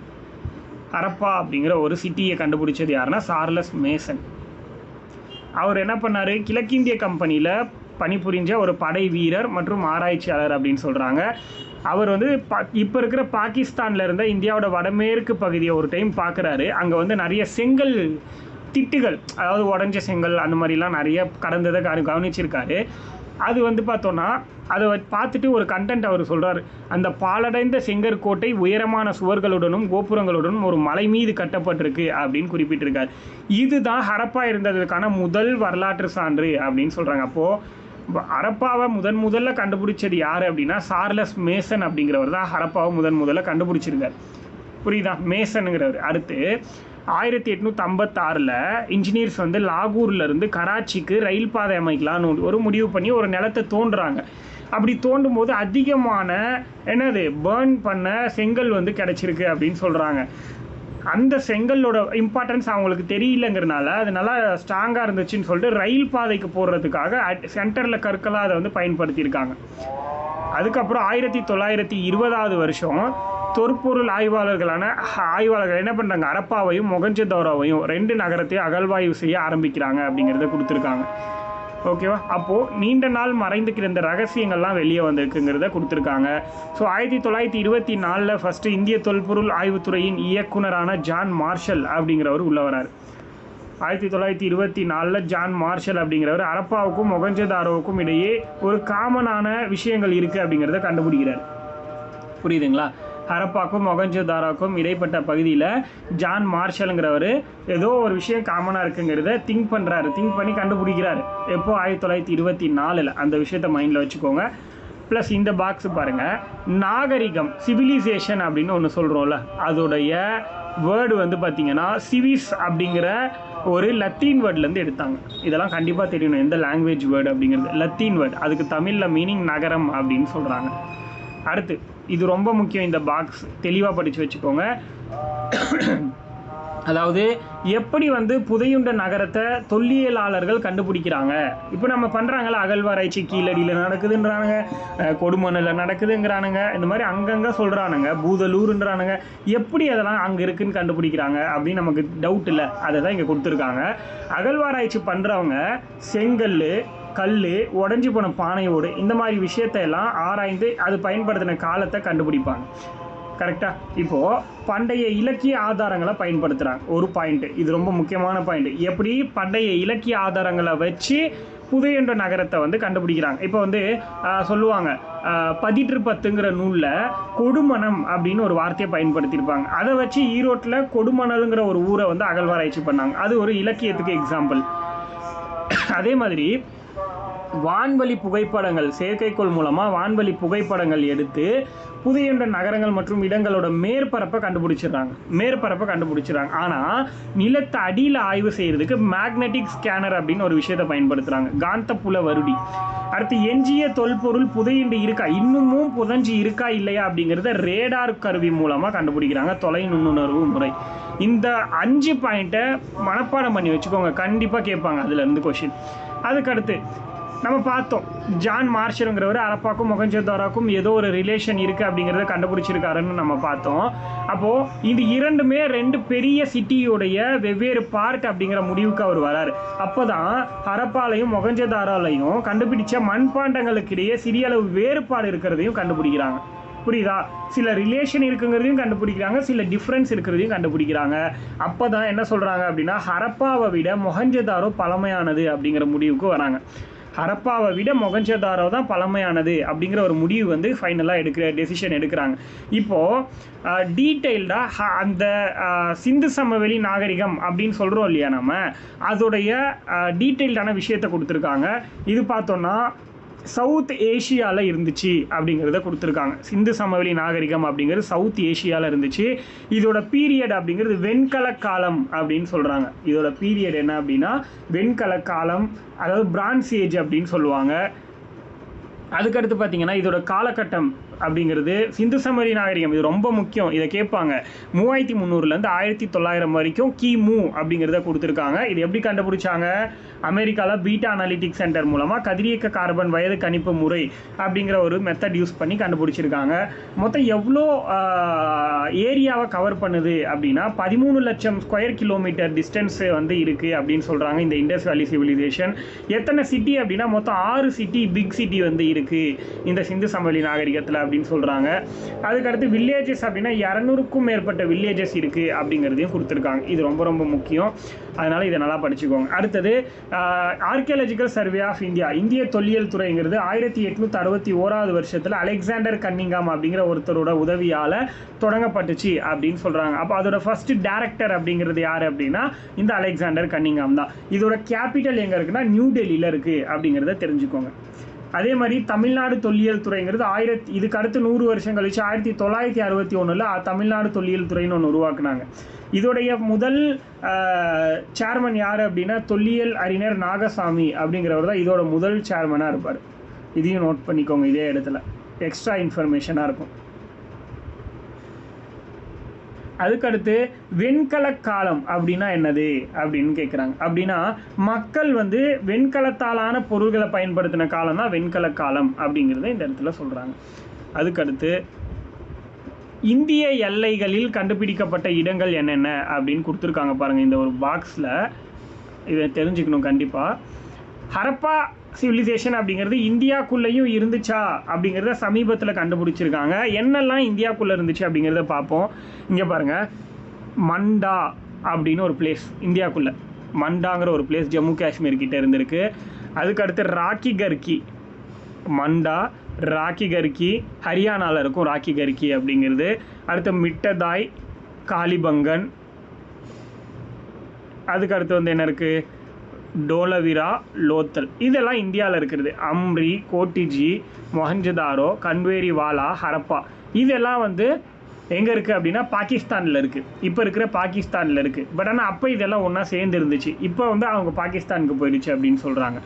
ஸோ இதெல்லாம் எங்கெங்கே என்னென்ன இருக்குங்கிறது நமக்கு இந்த மேப்பை ஒரு தடவை பார்த்துக்கோங்க. மேபி இதோட ஆர்டர் கூட பார்த்துக்கோங்க. மண்டாங்கிறது நார்த்தில் இருக்குது, நார்த் டு சவுத் ஆர்டர் பண்ண சொல்லுவாங்க. மண்டா, ராக்கி கர்கி, மிட்டதாய், காலிபங்கன். மண்டா, ராக்கி கர்கி, மிட்டதாய், காலிபங்கன். அதுக்கடுத்து கன்வேரிவாலா, அடுத்து கோட்டிஜி, டோலவிரா, லோத்தல். கீழே இருந்து சவுத் டு நார்த் வந்து ஆர்டர் பண்ண சொன்னாங்கன்னா லோத்தல், டோலவிரா, லோத்தல், டோலவிரா, அம்ரி, கோட்டிஜி, கன்வேரிவாலா, காலிபங்கன், மிட்டதாய், ராக்கி கர்கி, மண்டா.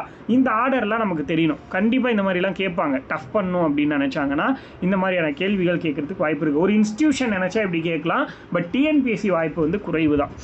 ஓகே, அடுத்து ஹரப்பன் சிட்டி அப்படிங்கிறது, ஹரப்பன் சிவிலைசேஷனுங்கிறது என்ன அப்படின்னா ஒரு சிட்டி சிவிலைசேஷன் அப்படின்னு சொல்கிறாங்க. இது ஒரு நகர நாகரிகமாக, இது வந்து வில்லேஜ் கிடையாது. அப்போ சிந்து சமவெளியில் ஹரப்பன் பீப்புள் வந்து அதுக்கு இன்னொரு பெயர், சிந்து சமவெளி நாகரிகத்தோட இன்னொரு பெயர் தான் ஹரப்பன் நாகரிகம். அவங்க வந்து வாழ்ந்தது எப்படின்னா நகர நாகரிகம் வந்து வாழ்க்கையை வந்து வாழ்ந்திருக்காங்க அப்படின்னு சொல்கிறாங்க. இந்த பாயிண்ட்ஸை வந்து தெளிவாக நோட் பண்ணிக்கோங்க. இவங்களோட லைஃப் வந்து சிறப்பான நகர திட்டமிடல் இருந்துச்சு. இந்த பாயிண்டில் வந்து டிஎன்பிஎஸ்சி என்ன பண்ணுவாங்கன்னா ஏதாவது ஒரு பாயிண்ட்டை வந்து தப்பாக வச்சுட்டு இதில் பொருந்தாதது எது அப்படின்னு கேட்பாங்க. அதனால் இது ரொம்ப முக்கியம். ஓகேவா? ஸோ நகர நாகரிகம் சிந்து சமவெளி மக்கள் வந்து வாழ்ந்தது. அப்போ இது வந்து சிறப்பான நகர திட்டமிடல் இருந்துச்சு, சிறப்பான கட்டிடக்கலை வேலைப்பாடுகள் இருந்துச்சு, தூய்மைக்கும் பொது சுகாதாரத்துக்கும் அதிக முன்னுரிமை கொடுத்தாங்க. அதே மாதிரி தரப்படுத்தப்பட்ட எடைகள் அளவீடுகள் இருந்துச்சு, விவசாயம் மற்றும் கைவினை தொழில்களுக்கு திடமான அடித்தளம் இருந்துச்சுன்னு சொல்கிறாங்க.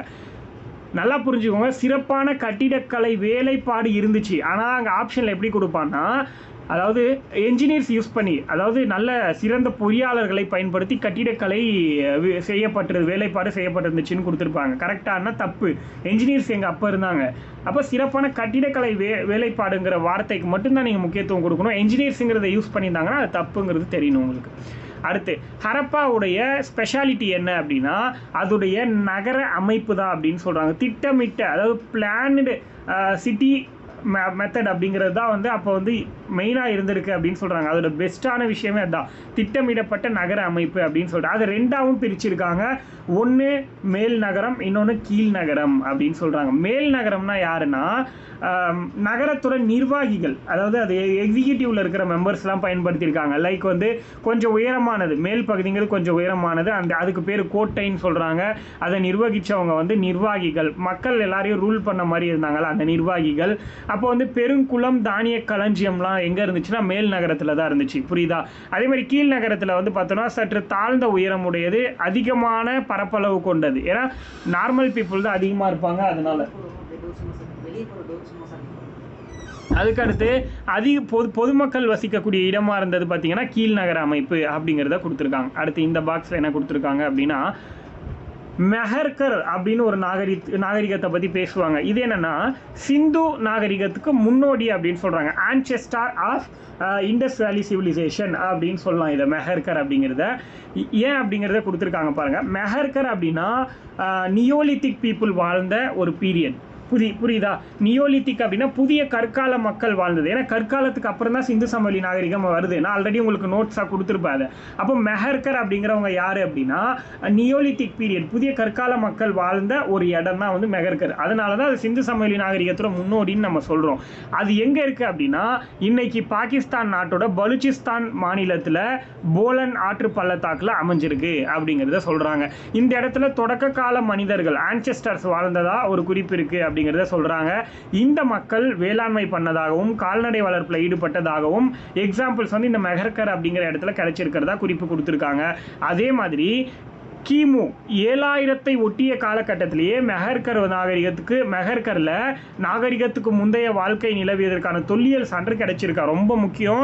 மெஹர்கரில் எவ்வளோ வருஷத்துக்கு முந்தைய நாகரிகத்துக்கான சான்று கிடைச்சிருக்குன்னா 7000 வருஷத்துக்கு முந்தைய சான்று கிடைச்சிருக்கு அப்படின்னு சொல்கிறாங்க. அந்த வார்த்தை ரொம்ப முக்கியம். அடுத்து அவங்களோட தெருக்களும் வீடுகளும் எந்த மாதிரி கட்டியிருந்தாங்க அப்படிங்கிற விஷயம் நமக்கு வந்து தெரியணும். தெருக்கள் வந்து சட்டக வடிவமைப்பில் இருந்துச்சுன்னு சொல்கிறாங்க. அதே மாதிரி தெருக்கள் வந்து நேராக அமைக்கப்பட்டிருந்துச்சு, வடக்கு தெற்காகவும் கிழக்கு மேற்காகவும் இருந்துச்சு அப்படின்னு சொல்றாங்க அந்த ஸ்ட்ரீட் எல்லாம். அதே மாதிரி ஒன்றை வெட்டி செங்கோணத்தில் வெட்டிக்கிற மாதிரி இருந்துச்சுன்னு சொல்றாங்க. ஒன்றை செங்கோணத்தில் வெட்டிக்கிற மாதிரி இருந்துச்சுன்னு சொல்றாங்க. இதெல்லாம் ரொம்ப முக்கியம். இந்த பாயிண்ட் தெளிவாக படிச்சுக்கோங்க. அதே மாதிரி சாலைகள் வந்து அகலமாகவும் வளைவாகவும் இருந்திருக்கு, வளைவான முனைவுகள் கொண்டதாகவும் இருந்திருக்கு. வீடுகள் தெருக்களோட 2 ஓரங்களும் சீராக அமைக்கப்பட்டிருந்துச்சு. வீடுகள் வந்து 1 அல்லது 2 மாடி அடுக்குகளை உடையனா இருந்துச்சா, 2 ஃப்ளோருக்கு இருந்துச்சா வீடெல்லாம். அடுத்து பெரும்பாலான வீடுகளில் வந்து நிறைய ரூம்ஸ் இருந்துச்சுன்னு சொல்கிறாங்க. ஒரு முற்றமும் ஒரு கிணறும் இருந்துச்சான். நிறைய ரூம்ஸும் ஒரு முற்றம் ஒரு கிணறு இருந்துச்சுன்னு சொல்கிறாங்க. ஒவ்வொரு வீட்லேயும் கழிவறையும் குளியலறையும் இருந்திருக்கு அப்படின்னும் சொல்கிறாங்க. கழிவறை குளியலறை முதற்கொண்டு இருந்திருக்குன்னு சொல்கிறாங்க. அப்போவே இந்த அளவுக்கு வந்து டெக்னாலஜி பயன்படுத்தி கட்டின மாதிரி இருக்குது. ஆனால் எந்த டெக்னாலஜியும் பயன்படுத்தலை. வீடுகள் வந்து சுட்ட செங்கற்களாலையும் சுண்ணாம்பு கலவரையாலையும் கட்டப்பட்டிருக்கு. சூரிய வெப்பத்தில் உலர வைக்கப்பட்ட செங்கற்களும் பயன்படுத்தியிருக்காங்க. சுட்ட செங்கல் மட்டும் இல்லாமல் சூரியனோட வெப்பத்தால் உலர வைக்கப்பட்ட கல்லையும் பயன்படுத்தியிருக்காங்க. பெரும்பாலான செங்கல் வந்து ஒரே மாதிரியான அளவுகள் இருந்திருக்கு. கூரைகள் மேற்கூரைகள் வந்து சமதளமாக இருந்திருக்கு அப்படின்னு கொடுத்துருக்காங்க. அடுத்து அரண்மனையோ வழிபாட்டு தலமோ இருந்ததற்கான எந்த ஒரு சான்றும் கிடைக்கலன்னு சொல்கிறாங்க. புரியுதா? அரண்மனை இருந்திருக்கு அப்படின்னா அது ஒரு அரசன் ஆட்சி பண்ணியிருக்கலாம் அப்படின்னு சொல்ல முடியும். பட் அரண்மனையே இல்லை அப்படின்னா அங்கே வந்து யாரையும் ரூல் பண்ணலை, யாரையும் தெய்வமாக வழிபடலை அப்படிங்கிறதெல்லாம் அர்த்தம். அப்படி பார்க்கும்போது அவங்களோட வாழ்க்கையை அவங்க வாழ்ந்திருக்காங்க அப்படிங்கிறத சொல்கிறாங்க. பட் ஆனால் யாரோ ஒருத்தங்க ரூல் பண்ணியிருக்காங்க. பட் அது யாருன்னு இப்போ வரைக்கும் தெரியல. அதை தான் கண்டுபிடிச்சிட்டு இருக்காங்க. ஏன்னா இந்த அளவுக்கு ஒரு செட்டப், அழகான நகர அமைப்பெல்லாம் இருக்குது, வீடுகள் இப்படிலாம் கட்டியிருக்காங்கன்னா ஒருத்தருடைய வழிகாட்டுதல் இல்லாமல் பண்ண முடியாது. அப்போ யாரோ ஒருத்தங்க பண்ணியிருக்காங்க. அது இன்னும் யாருன்னு இப்போ வரைக்கும் கண்டுபிடிக்க முடியலை அப்படிங்கிறது தான் வந்து புரியாத ஒரு புதிராகவே இருக்குது அப்படிங்கிறத நமக்கு சொல்கிறாங்க. ஓகே, அடுத்தது கட்டடங்கள் கட்டுறதுக்கு ஏன் சுட்ட செங்கற்கள் பயன்படுத்தினாங்க அப்படின்னு ஒரு கேள்வி. இது ரொம்ப முக்கியம். இந்த பாக்ஸ் வந்து அப்படியே கொஷினாக வைப்பாங்க. ஏன் சுட்ட செங்கலை பயன்படுத்துகிறாங்கன்னா ரொம்ப ஸ்ட்ராங்காக இருக்கும். அதே மாதிரி என்ன சொல்கிறது, ரொம்ப ஹெவியாக இருக்கும். ப்ளஸ் வந்து பார்த்திங்கன்னா ரொம்ப காலத்துக்கு வந்து ஸ்டாண்டர்டாக நிலச்சி நிற்கும்னு சொல்கிறாங்க. நெருப்பை கூட தாங்கக்கூடியது. அதே மாதிரி அவ்வளோ சீக்கிரம் நீரால் கரையாது. இது என்ன பண்ணுவாங்கன்னா அவை நீரினால் கரையும் அப்படின்னு கொடுத்துருவாங்க. இட் டிசால்வ்ஸ் வாட்டர் அப்படின்னு கொடுத்துருவாங்க. டஸ் நாட் டிசால்வ் வாட்டர் அப்படிங்கிறது தான் கரெக்ட். புரியுதா? நீரில் கரையாது, அந்த வார்த்தையை மாற்றிடுவாங்க. அடுத்து கழிவு நீர் அமைப்பு. இவங்களுடைய கழிவு நீர் அமைப்பு எப்படி இருந்துச்சு அப்படின்னு கொடுத்துருக்காங்க.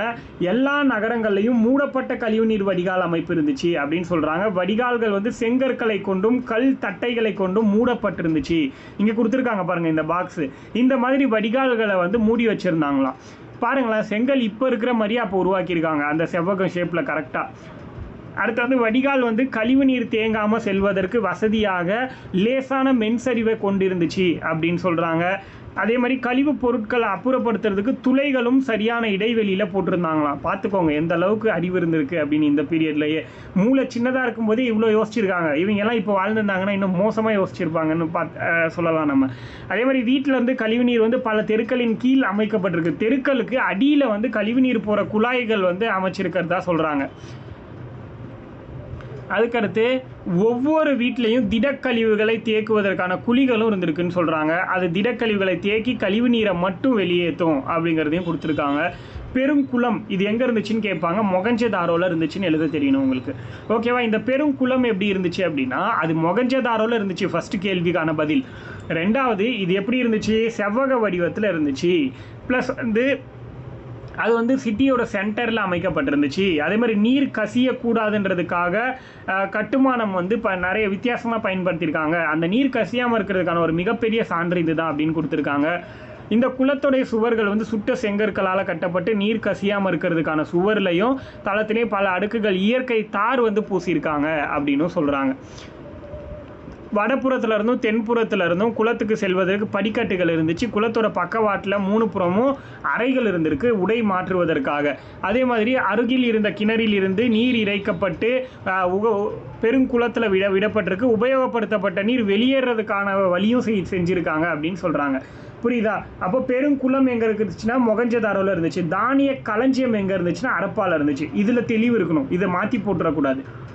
அப்போ அந்த தானிய களஞ்சியம் அப்படிங்கிறது செங்கற்களால் அடித்தளமிடப்பட்ட பெரிய உறுதியான ஒரு கட்டட அமைப்போடு இருந்துச்சுன்னு சொல்கிறாங்க. இவை தானியங்களை சேகரித்து வைப்பதற்காக பயன்படுத்தப்பட்டிருக்கு. இது வந்து இந்த தள வெடிப்புகளில் என்னென்னலாம் இருந்திருக்கு அப்படின்னா கோதுமை இருந்ததுக்கான சான்று கிடைச்சிருக்கு. பார்லி, திணை வகை, எள்ளு, பருப்புலாம் இருந்திருக்கு. இது ஆப்ஷனில் என்ன வைப்பாங்கன்னா நெல் இருந்திருக்கான சான்று இருந்திருக்கு, இல்லை நெல்லோட அரிசி இருந்தது, உமி இருந்தது, இப்படிலாம் பண்ணுவான். அப்போ அதெல்லாம் தப்புன்னு தெரியணும்.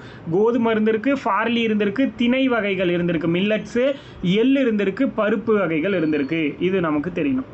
செங்கற்களால் கட்டப்பட்ட சுவர்களை கொண்ட தானிய களஞ்சியம் ஒன்று ஹரியானா மாநிலத்தில் ராக்கி கர்க்கிங்கிற இடத்துல கிடச்சிருக்கான். அப்போது இதுதான் முதிர்ச்சி அடைந்த ஹரப்பா காலத்தை சார்ந்தது அப்படிங்கிறதுக்கான ப்ரூஃப் வந்து இதுதான் அப்படின்னு சொல்கிறாங்க. முதிர்ச்சி அடைந்த ஹரப்பா காலத்தை சார்ந்ததற்கான கண்டுபிடிப்புகளில் மிக முக்கியமானது எது அப்படின்னா ஹரியானா மாநிலம் ராக்கி கர்க்கியில் கண்டுபிடிக்கப்பட்ட தானிய களஞ்சியம் அப்படிங்கிறது நமக்கு தெரியணும். அடுத்த மாபெரும் கட்டடங்கள். மொகஞ்சதாரோவில் இருந்த மிகப்பெரிய பொது கட்டடம் அப்படின்னா அது கூட்டரங்கு. அப்போ மொகஞ்சதாரோவில் என்னென்ன இருந்துச்சு? கூட்டரங்கு இருந்துச்சு, தானிய களஞ்சியம் இருந்துச்சு. கரெக்டாக?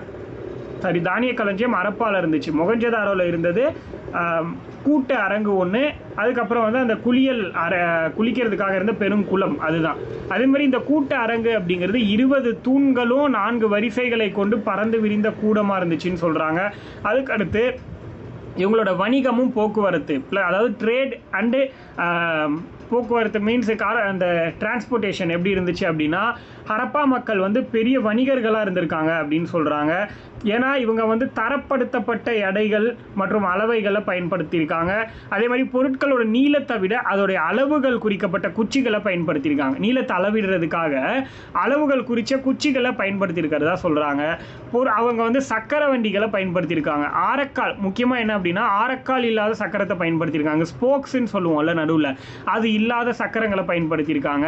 அதே மாதிரி மெசபட்டோமியா கூட விரிவான கடல் வணிகம் நடைபெற்றிருக்கு. யார் கூட கடல் வணிகம் பண்ணாங்க அப்படின்னா மெசபட்டோமியா கூட. மெசபட்டோமியானா யாருன்னா இந்த பெர்ஷியன்ஸ், அவங்க தான் மெசபட்டோமியன் அப்படின்னு சொல்லுவோம். அதாவது இப்போ இருக்கக்கூடிய ஈரான் ஈராக் பகுதிகளில் வாழ்ந்தவங்க. ப்ளஸ் அதாவது சொல்கிறாங்க பாருங்கள், சிந்துவெளி முத்திரைகள் வந்து தற்கால Iran, Kuwait, Syria, Iran, Kuwait, Syria இந்த பகுதிகளெல்லாம் இந்த சிந்துவெளி முத்திரைகள் கிடச்சிருக்கு, ஸ்டாம்ப்ஸ் அப்படின்னு சொல்கிறாங்க. அதே மாதிரி மெசபட்டோமியா பண்டைய மெசபட்டோமியாவில் சுமேர் பகுதிகளில் நம்மளோட சுமேர் பகுதிகளில் இதை வந்து கண்டுபிடிச்சிருக்காங்க. நம்மளோட திங்ஸ் எல்லாம் அங்கே இருந்திருக்கிறதா, அப்போ இங்கேருந்து ட்ரேட் நடந்திருக்கு அப்படிங்கிறத இதில் குறிப்பிடுறாங்க.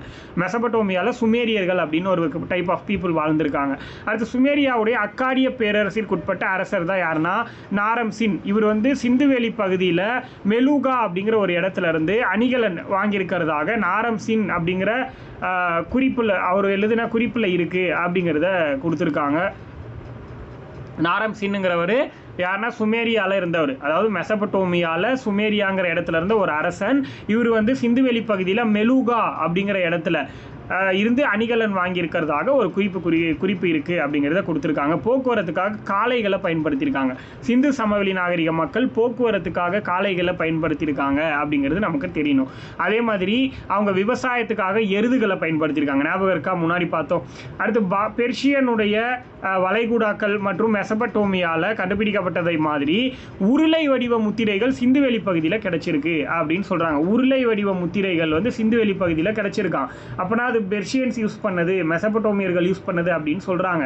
இது இந்த பகுதிகள் இரு பகுதிகளுக்கும் இடையில் வணிகம் நடைபெற்றதை குறிப்பிடுது அப்படிங்கிறத சொல்லியிருக்காங்க. அந்த உருளை வடிவம் அதெல்லாம் ரொம்ப முக்கியம். அடுத்து லோத்தல், கப்பல் கட்டும் தளம் லோத்தல். இதை வந்து SR ராவுங்கிறவர் கண்டுபிடிச்சிருப்பார். அதெல்லாம் நம்ம ஆல்ரெடி நடத்திட்டோம் பழைய ஸ்டூடெண்ட்டுக்கு. மேபி இந்த ஸ்டூடெண்ட்ஸ்க்கு வந்து பார்ப்போம், எல்லாருக்குமே நடத்திட்டேன்னு தான் நினைக்கிறேன். தற்கால குஜராத், இப்போ இருக்கிற குஜராத்தில் தான் லோத்தல் அப்படிங்கிறது இருக்குது. அங்கே கப்பல் கட்டும் மற்றும் செப்பனிடும் தளம் வந்து கண்டுபிடிச்சிருக்கு.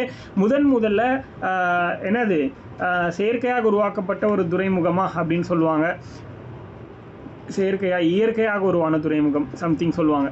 இது வந்து மேற்கொள்ளப்பட்ட கடல் வணிகத்தை உறுதிப்படுத்துதுன்னு சொல்கிறாங்க. லோத்தல்ங்கிற இடம் குஜராத்தில் சபர்மதி ஆற்றின் ஒரு துணை ஆற்றின் கரையில் அமைந்துள்ளது அப்படின்னு சொல்கிறாங்க. சபர்மதி ஆற்றுடைய துணை ஆற்றின் கரையில் இருக்குன்னு சொல்கிறாங்க. அடுத்து மொகஞ்சதாரோ தலைவர், சபர்மதி ரிப்போர்ட்னு ஒரு இது கூட வந்திருக்கு, படம் கூட வந்திருக்கு. எத்தனை பேருக்கு தெரியும்னு தெரியல. சபர்மதி ரிப்போர்ட்னா கோத்ரா ட்ரெயின் ஆக்சிடென்ட் நடந்துச்சு இல்லையா, அது 2002 கோத்ரா ட்ரெயின் எரிப்பு சம்பவம், 59 பேர் இறந்து போயிருப்பாங்க. அதை பற்றின சம்பவம் தான் இந்த படம் சபர்மதி ரிப்போர்ட்டுங்கிற படம்.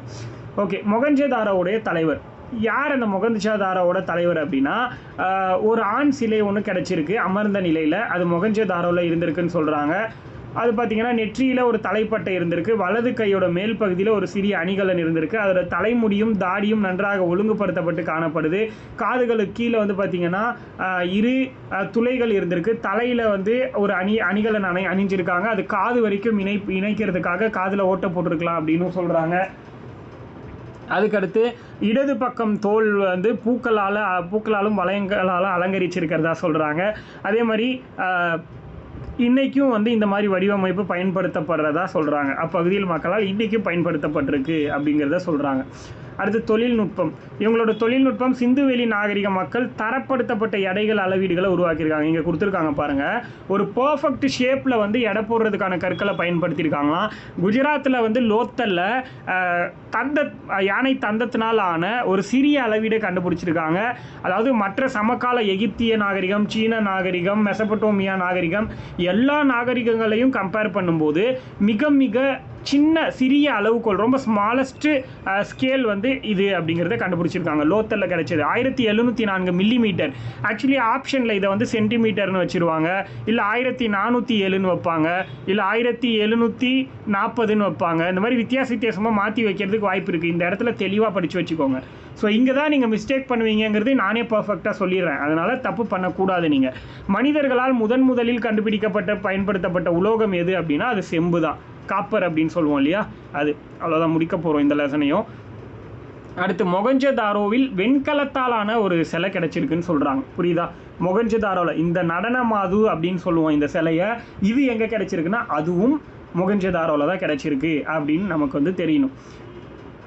ஏன்னா அந்த பசுபதி சிலையும் நமக்கு எங்கே கிடச்சிது அப்படின்னா மொகஞ்சதாரோவில் தான் கிடச்சிது. அதனால் எல்லாமே எங்கே கிடச்சிதுங்கிறது பர்ஃபெக்டாக ஞாபகம் வச்சுக்கோங்க. இது வந்து பார்த்திங்கன்னா நடனமாதுன்னு சொல்கிறோம். இதை அந்த பீரியட்லேயே பாருங்கள் இப்போ செதுக்கிற மாதிரி செதுக்கி வச்சுருக்காங்க. அதுவும் எதில்? வெண்கலத்தில் செதுக்கி வச்சுருக்காங்க, பிரான்ஸ் யூஸ் பண்ணி.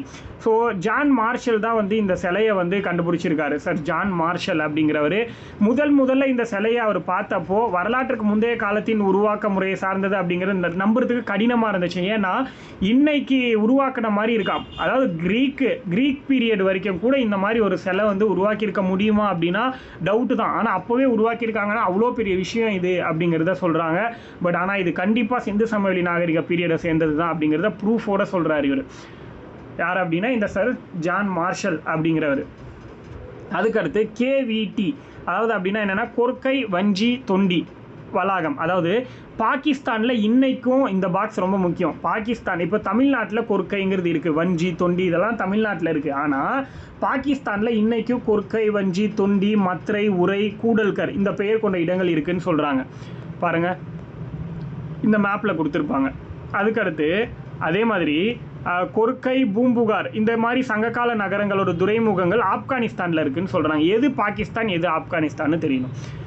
அதாவது நகரங்கள் வந்து கொர்க்கை வஞ்சி தொண்டி மத்ரை உரை கூடல்கர் இதெல்லாம் எங்கே இருக்குன்னா பாகிஸ்தானில். அதே மாதிரி கொர்க்கை பூம்புகார்னு சொல்லக்கூடிய துறைமுகங்கள் ஆப்கானிஸ்தானில் இருக்குது. அதே மாதிரி ஆப்கானிஸ்தானில் இருக்கிற ஆறுகள் என்ன அப்படின்னா காவிரி பொருன்ஸ் மற்றும் அதாவது ஆப்கானிஸ்தானில் காவிரி பொருன்ஸ்ன்னு சொல்லக்கூடிய ஆறுகள் இருக்குதுன்னு சொல்கிறாங்க. இதெல்லாம் எங்கே இருக்குது? நம்மளுடைய தமிழ்நாட்டில் இருக்குது.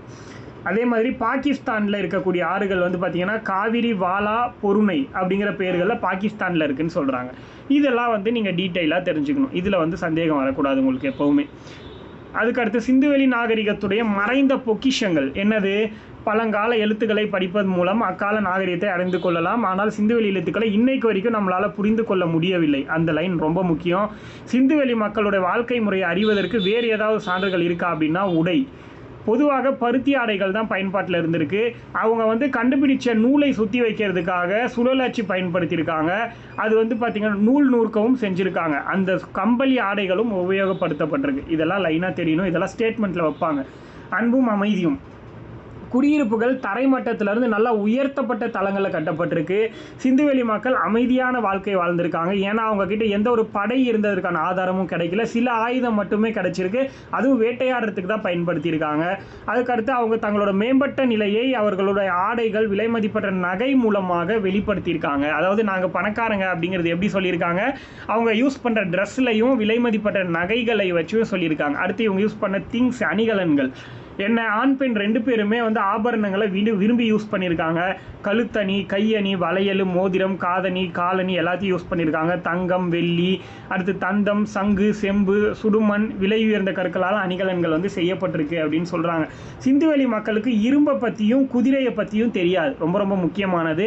அதே மாதிரி இவங்க வந்து ஆபரணம் செய்யறதுக்கு சிவப்பு நிற மணிக்கற்களை பயன்படுத்தியிருக்காங்க. கார்னிலியன் அப்படின்னு சொல்லுவோம், அதை பயன்படுத்தியிருக்காங்க. இவங்களை நிர்வகித்தது யார்? இவங்களுக்குன்னு ஒரு தலைவர் இருக்கணும்ல, அவர் யார் அப்படின்னு ஒரு கேள்வி எழுது இல்லையா? ஸோ அதுக்கான பதில் சொல்கிறாங்க. இந்த நகர திட்டமுடைய நிர்வகிக்கிறதுக்காகவும் வணிகத்தை மேம்படுத்துறதுக்காகவும் நகரத்தில் அமைதியை நிலைநாட்டுறதுக்கும் வடிகால் அமைப்பை பராமரிக்கிறதுக்கும் ஒரு அதிகார மையம் கண்டிப்பாக இருந்திருக்க முடியும் அப்படிங்கிறது வரலாற்று ஆசிரியர்கள் ஹிஸ்டாரிக்கலாக வந்து சொல்கிறாங்க. பட் ஆனால் இருந்திருக்காங்களான்னா நமக்கு தெரியாது. நம்மளுடைய கணிப்பு தான் அது அப்படிங்கிறத சொல்ல வராங்க. அடுத்து இவங்களோட தொழில் எப்படி இருந்துச்சு அப்படின்னு பார்த்தோம்னா சிந்துவெளி மக்களோட முதன்மையான தொழில் அப்படின்னு எதுவும் கிடையாது. எதுவும் கன்ஃபார்மாக தெரியல. அப்படி இருந்தாலும் வேளாண்மை செஞ்சுருக்கிறாங்க, கைவினை பொருள்கள் அதாவது செஞ்சுருக்காங்க, பானை வனைதல் செஞ்சுருக்காங்க, அணிகலன்கள் செய்தல், இந்த மாதிரி விஷயங்களில் ஈடுபட்டிருக்காங்க. முதன்மையான தொழில் எதுன்னு தெரியல, பட் இருந்தாலும் மேஜராக இதெல்லாம் பண்ணியிருக்காங்க. அதில் முக்கியமாக வேளாண்மை அப்படின்னு சொல்கிறாங்க. அங்கு வர்த்தகர்கள், வணிகர்கள், கைவினைஞர்களும் இருந்திருக்காங்க. கால்நடை வளர்ப்பு அவங்களோட தொழிலாக இருந்திருக்கு. அவங்க சக்கரத்தின் பயனையும் அறிந்திருந்தார்கள் அப்படின்னு கொடுத்துருக்காங்க. அடுத்து மண்பாண்டம் பொறுத்த வரைக்கும் சக்கரத்தை யூஸ் பண்ணி உருவாக்கியிருக்காங்க. அதை தீயில இட்டு சுட்டிருக்காங்க. மண்பாண்டம் சிவப்பு நிறத்தில் இருந்திருக்கு. அதில் கருப்பு நிறத்தில் அழகிய வேலைப்பாடு செஞ்சுருக்காங்க. புரியுதா? சிவப்பு நிறத்தில் மண்பாண்டம் இருந்திருக்கு, அதில் கருப்பு நிறத்தில் வந்து டிசைன்ஸ் கொடுத்துருக்காங்க. அப்படியே ஆப்போசிட்டாக கூட கேட்பாங்க. மண்பாண்டங்கள் கருப்பு நிறத்தில் இருந்துச்சு, அதில் வந்து சிவப்பு நிறத்தில் வேலைப்பாடு செஞ்சாங்க, இப்படிலாம் கொடுத்துருப்பாங்க. அதெல்லாம் வந்து ராங்குங்கிறது உங்களுக்கு புரியணும். அந்த இடத்துல கிடைச்ச உடைந்த பானை துண்டுகள் விலங்குகளோட உருவத்தோடையும் வடிவியல் வடிவமைப்புகளோடு இருந்துச்சா. வடிவியல்னா இதில் இருக்கு பாருங்க, இந்த மாதிரி வித்தியாசமான ஷேப்பு. அதே மாதிரி விலங்குகளோட உருவமும் இருந்துச்சுன்னு சொல்றாங்க. சமய நம்பிக்கை பொறுத்த வரைக்கும் சிந்துவெளி மக்களோட வழிபாடு அப்படிங்கிறது மத நடைமுறைகள் பற்றி தெரிஞ்சுக்கிறதுக்கு எந்த ஒரு ஆதாரமும் இப்போ வரைக்கும் கிடைக்கல. ஆனால் அங்கே வந்து பெண் சிலையெல்லாம் கிடைச்சது இல்லையா, அதை வச்சு தாய் தெய்வ வழிபாடு இருந்துச்சு அப்படிங்கிறத ஒரு யூகத்தில் சொல்கிறாங்க. தாய் தெய்வ வழிபாடு இருந்திருக்கலாம் அப்படின்னு சொல்கிறது ஒரு வழக்கம் இருக்குது அப்படிங்கிறத சொல்கிறாங்க. அடுத்து பொம்மை வண்டி, தலையையும் கால்களையும் அசைக்கக்கூடிய பசும் பொம்மைகள், களிமண் பந்துகள், சிறிய பொம்மை, சிறிய களிமண் குரங்கு, சுடுமண் பொம்மைகள், கொட்டைகளை குறிக்கக்கூடிய அணில் பொம்மை, மண்ணாலான நாய்கள், நடனமாடும் ஆண் பொம்மை, இந்த மாதிரி விஷயங்கள் எல்லாம் அவங்க வந்து உருவாக்கி வச்சுருக்காங்க. இது எல்லாமே சுடுமண்ணால் டெரக்கோட்டான்னு சொல்லுவோம், அதை பயன்படுத்தியிருக்காங்க. விளையாட்டு மற்றும் பொழுதுபோக்கு ஆர்வத்தை இதெல்லாம் காட்டுது அப்படிங்கிறத கொடுத்துருக்காங்க. ஹரப்பா நாகரிகத்துக்கு என்ன நடந்துச்சு அப்படின்னு ஒரு விஷயம். 1900 நம்ம பார்த்தோம்ல, 3300 1900 வரை இருந்தாங்கன்னு. அந்த 1900 ஹரப்பா நாகரிகம் சரிய தொடங்குது அப்படின்னு சொல்கிறாங்க, டெஃப்யூஸ் ஆகுது. என்னெல்லாம் காரணமாக இருக்கலாம் அப்படின்னா, ஆற்றோட கரையில் அதோட நகரங்களில் அடிக்கடி ஏற்பட்ட, ஆற்றுக்கு பக்கத்தில் இருந்ததுனால அடிக்கடி வெள்ளம் ஏற்பட்டது ஒரு காரணமாக இருக்கலாம். சுற்றுச்சூழல் மாற்றமும் காரணமாக இருக்கலாம். அதாவது ஆரியர்களோட படையெடுப்பு காரணமாக இருக்கலாம். இயற்கை சீற்றம், காலநிலை மாற்றம், காடுகள் அழியிறது, தொற்றுநோய் உருவாகுது, இந்த மாதிரி பல வகையான ரீசன் சொல்கிறாங்க. பட் இதுதான் எக்ஸாக்டான ரீசன் அப்படின்னு யாராலையுமே சொல்ல முடியலை.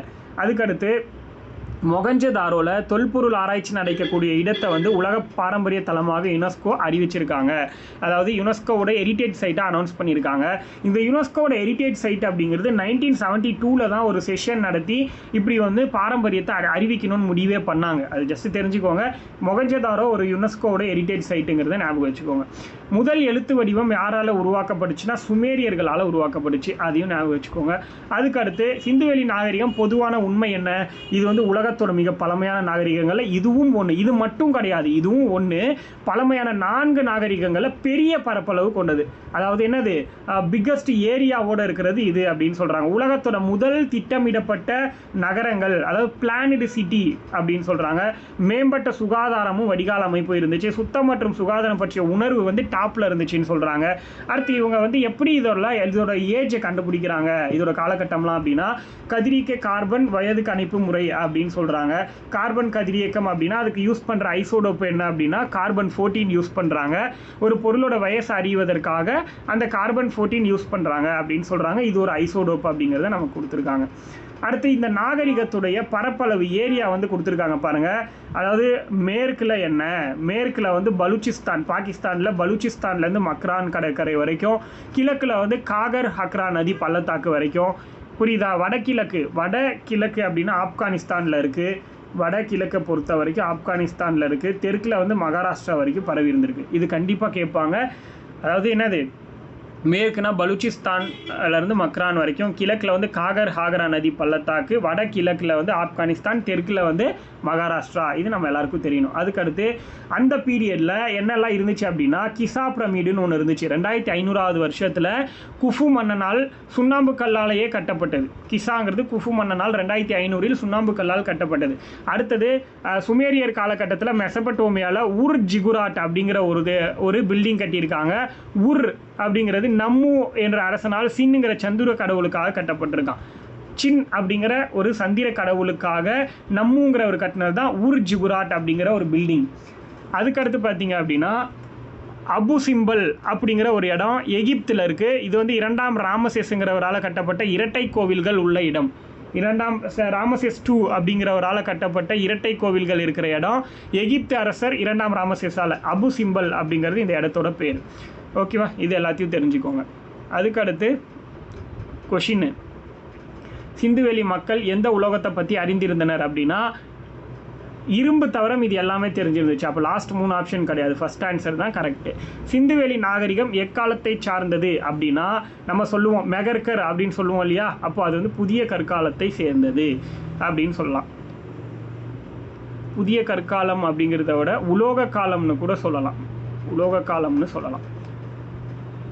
அடுத்து வந்து பார்த்தீங்கன்னா, ஏன்னா நிறைய உலோகம் பயன்படுத்தினாங்க இல்லையா. ஆற்றங்கரைகள் நாகரிக தொட்டில்கள், ஆற்றங்கரை நாகரிக தொட்டில்கள் அப்படின்னு சொல்கிறது உலோக காலம் தான் இதுக்கு எக்ஸாக்ட் ஆன்சரு. இது வந்து பார்த்திங்கன்னா பெரும்பாலான நாகரிகங்கள் ஆற்றின் கரைகளில் தோன்றுறதுனால. அதுக்கடுத்து ஹரப்பா நாகரிகம்ங்கிறது ஒரு நகர நாகரிகம்னு சொல்கிறாங்க, அது கரெக்டு. திட்டமிடப்பட்ட நகர அமைப்பு மேறு எல்லாம் கரெக்டு தான், ரெண்டுமே கரெக்டு. அப்போது ஆப்ஷன் ஏ. அடுத்து கூற்று, ஹரப்பா நாகரிகம் வெண்கல காலத்தை சார்ந்தது, கரெக்டு. ஹரப்பா மக்களுக்கு இரும்போட பயன் தெரியாது, ரெண்டுமே கரெக்டு தான். இதுக்கும் ஹரப்பா மக்களோட பொறியியல் திறன் குறிப்பிடத்தக்கது. காரணம் கடலுடைய அலைகள், ஓதங்கள், நீரோட்டத்திற்கு கணிதமாக கப்பல் கட்டும் தளத்தை கட்டி இருந்தாங்களா, அப்படிலாம் ஒன்றும் கிடையாது. பொறியியல் திறன் 1 மட்டும் கரெக்டு. காரணம் தவறானது. அடுத்து கீழே கொடுக்கப்படும் மொகஞ்சதாரோவை பற்றின கூற்றா. தங்க ஆபரணங்கள் பற்றி தெரியலை, தப்பு. தங்கம் வந்து தெரிஞ்சு வச்சுருந்தாங்க. வீடுகள் சுட்ட செங்கற்களால் கட்டப்பட்டுச்சு. கருவிகள் இரும்பால் செய்யப்பட்டிருந்துச்சு, தப்பு. பெருங்குளம் நீர் கசியாமல் இருப்பதற்கு பல அடுக்குகளால் இயற்கை தார். பெருங்குளம்ல இயற்கை தார் நீர் கசியாமல் இருக்கிறதுக்கு இதுவும் கரெக்டு. அப்போது 2, 4 கரெக்டு, 1, 3 தப்பு. அடுத்து கீழ்காணும் கூற்றை ஆராய்க. நகரங்கள் தெருக்களோட வடிவமைப்பு மற்றும் செங்கல் அளவுகள் ஆகியவற்றில் சீரான தன்மை இருந்துச்சு, கரெக்டு. ஒரு விரிவான மற்றும் நன்கு வடிவமைக்கப்பட்ட வடிகால் அமைப்பு இருந்துச்சு. தானிய களஞ்சியம் அப்படிங்கிறது ஹரப்பா நகரங்கள் முக்கியமான பகுதி, அதுவும் கரெக்டு. எல்லாமே கரெக்டு இதில். அதுக்கடுத்து இதில் பொருந்தாதது என்னது? குதிரை மட்டும் இவங்களுக்கு தெரியாது. ASI John Marshall, okay correct. அதை ஃபஸ்ட்டு ஆராய்ச்சி பண்ணியிருப்பார் 1924. அதுக்கடுத்து வந்து பார்த்திங்கன்னா கோட்டை தானிய களஞ்சியம் இருக்கும், கரெக்டு. லோத்தல் கப்பல் கட்டும் தளம். ஹரப்பா நாகரிகம் காவிரி ஆறுன்னு கொடுத்துருக்காங்க. டேஷ் மிக பழமையான நகரம்னா ஹரப்பா நாகரிகம், ஹரப்பா. இந்தியாவோட தொல்லியல் ஆய்வுத்துறை டேஷ் என்ற தொடங்கப்பட்டதுன்னா அலெக்சாண்டர் கன்னிங்காம். டேஷ் தானியங்கள் சேகரித்து வைக்கப்பட்டது. தானியங்கள் சேகரித்து வைக்கப்பட்டது. டேஷ் தானியங்களா? கேள்வியே புரியல. தானிய கிடங்குகளில் தானியங்கள் சேகரித்து வைக்க பயன்பட்டது அப்படி கரெக்டு. தானிய கிடங்கு, வேறு ஒன்றும் கிடையாது. மக்கள் குழுக்களாக சேர்ந்து எதை ஒரு டேஷை உருவாக்குனாங்க? மக்கள் குழுக்களாக சேர்ந்து சமூகத்தை உருவாக்குனாங்க, வேறு ஒன்றும் கிடையாது. அதெல்லாம் கேள்வியே கிடையாது. 6th பிள்ளைங்களுக்கு ஏற்ற மாதிரி கொடுத்துருக்காங்க, நமக்கு அது தேவையில்லை. மொகஞ்சதாரோ அப்படிங்கிறது என்னது? இது ஒரு மேடான பகுதியா? கரெக்டு தான். இறந்தோருடைய மேடான பகுதி. வெண்கலம் அப்படிங்கிறது சிவப்பு மணிக்கல். கோட்டைங்கிறது மேடான பகுதி. மொகஞ்சதாரோங்கிறது இறந்தவர்களுடைய மேடு. கார்னீலியங்கிறது சிவப்பு மணிக்கல். வெண்கலம்னா உலோக கலவை. இந்த மாதிரி மேட்ச் பண்ணிக்கோங்க. நகர்கர் புதிய கற்கால மக்கள் வாழ்ந்த இடம், கரெக்டு. இந்தியாவுடைய தொல்பொருள் ஆய்வில் துறை தொல்பொருள் ஆராய்ச்சி நாடு, ஓகே கரெக்டு. தானிய களஞ்சியம் தானியங்கள் சேகரித்து வைக்க பயன்படும். முதல் எழுத்து வடிவம் சுமேரியர்களால் உருவாக்கப்பட்டது, இது தப்பு. 4வது மட்டும் தப்பு, மீதி 3மே கரெக்டு. ஓகே, முடிஞ்சது இதோட.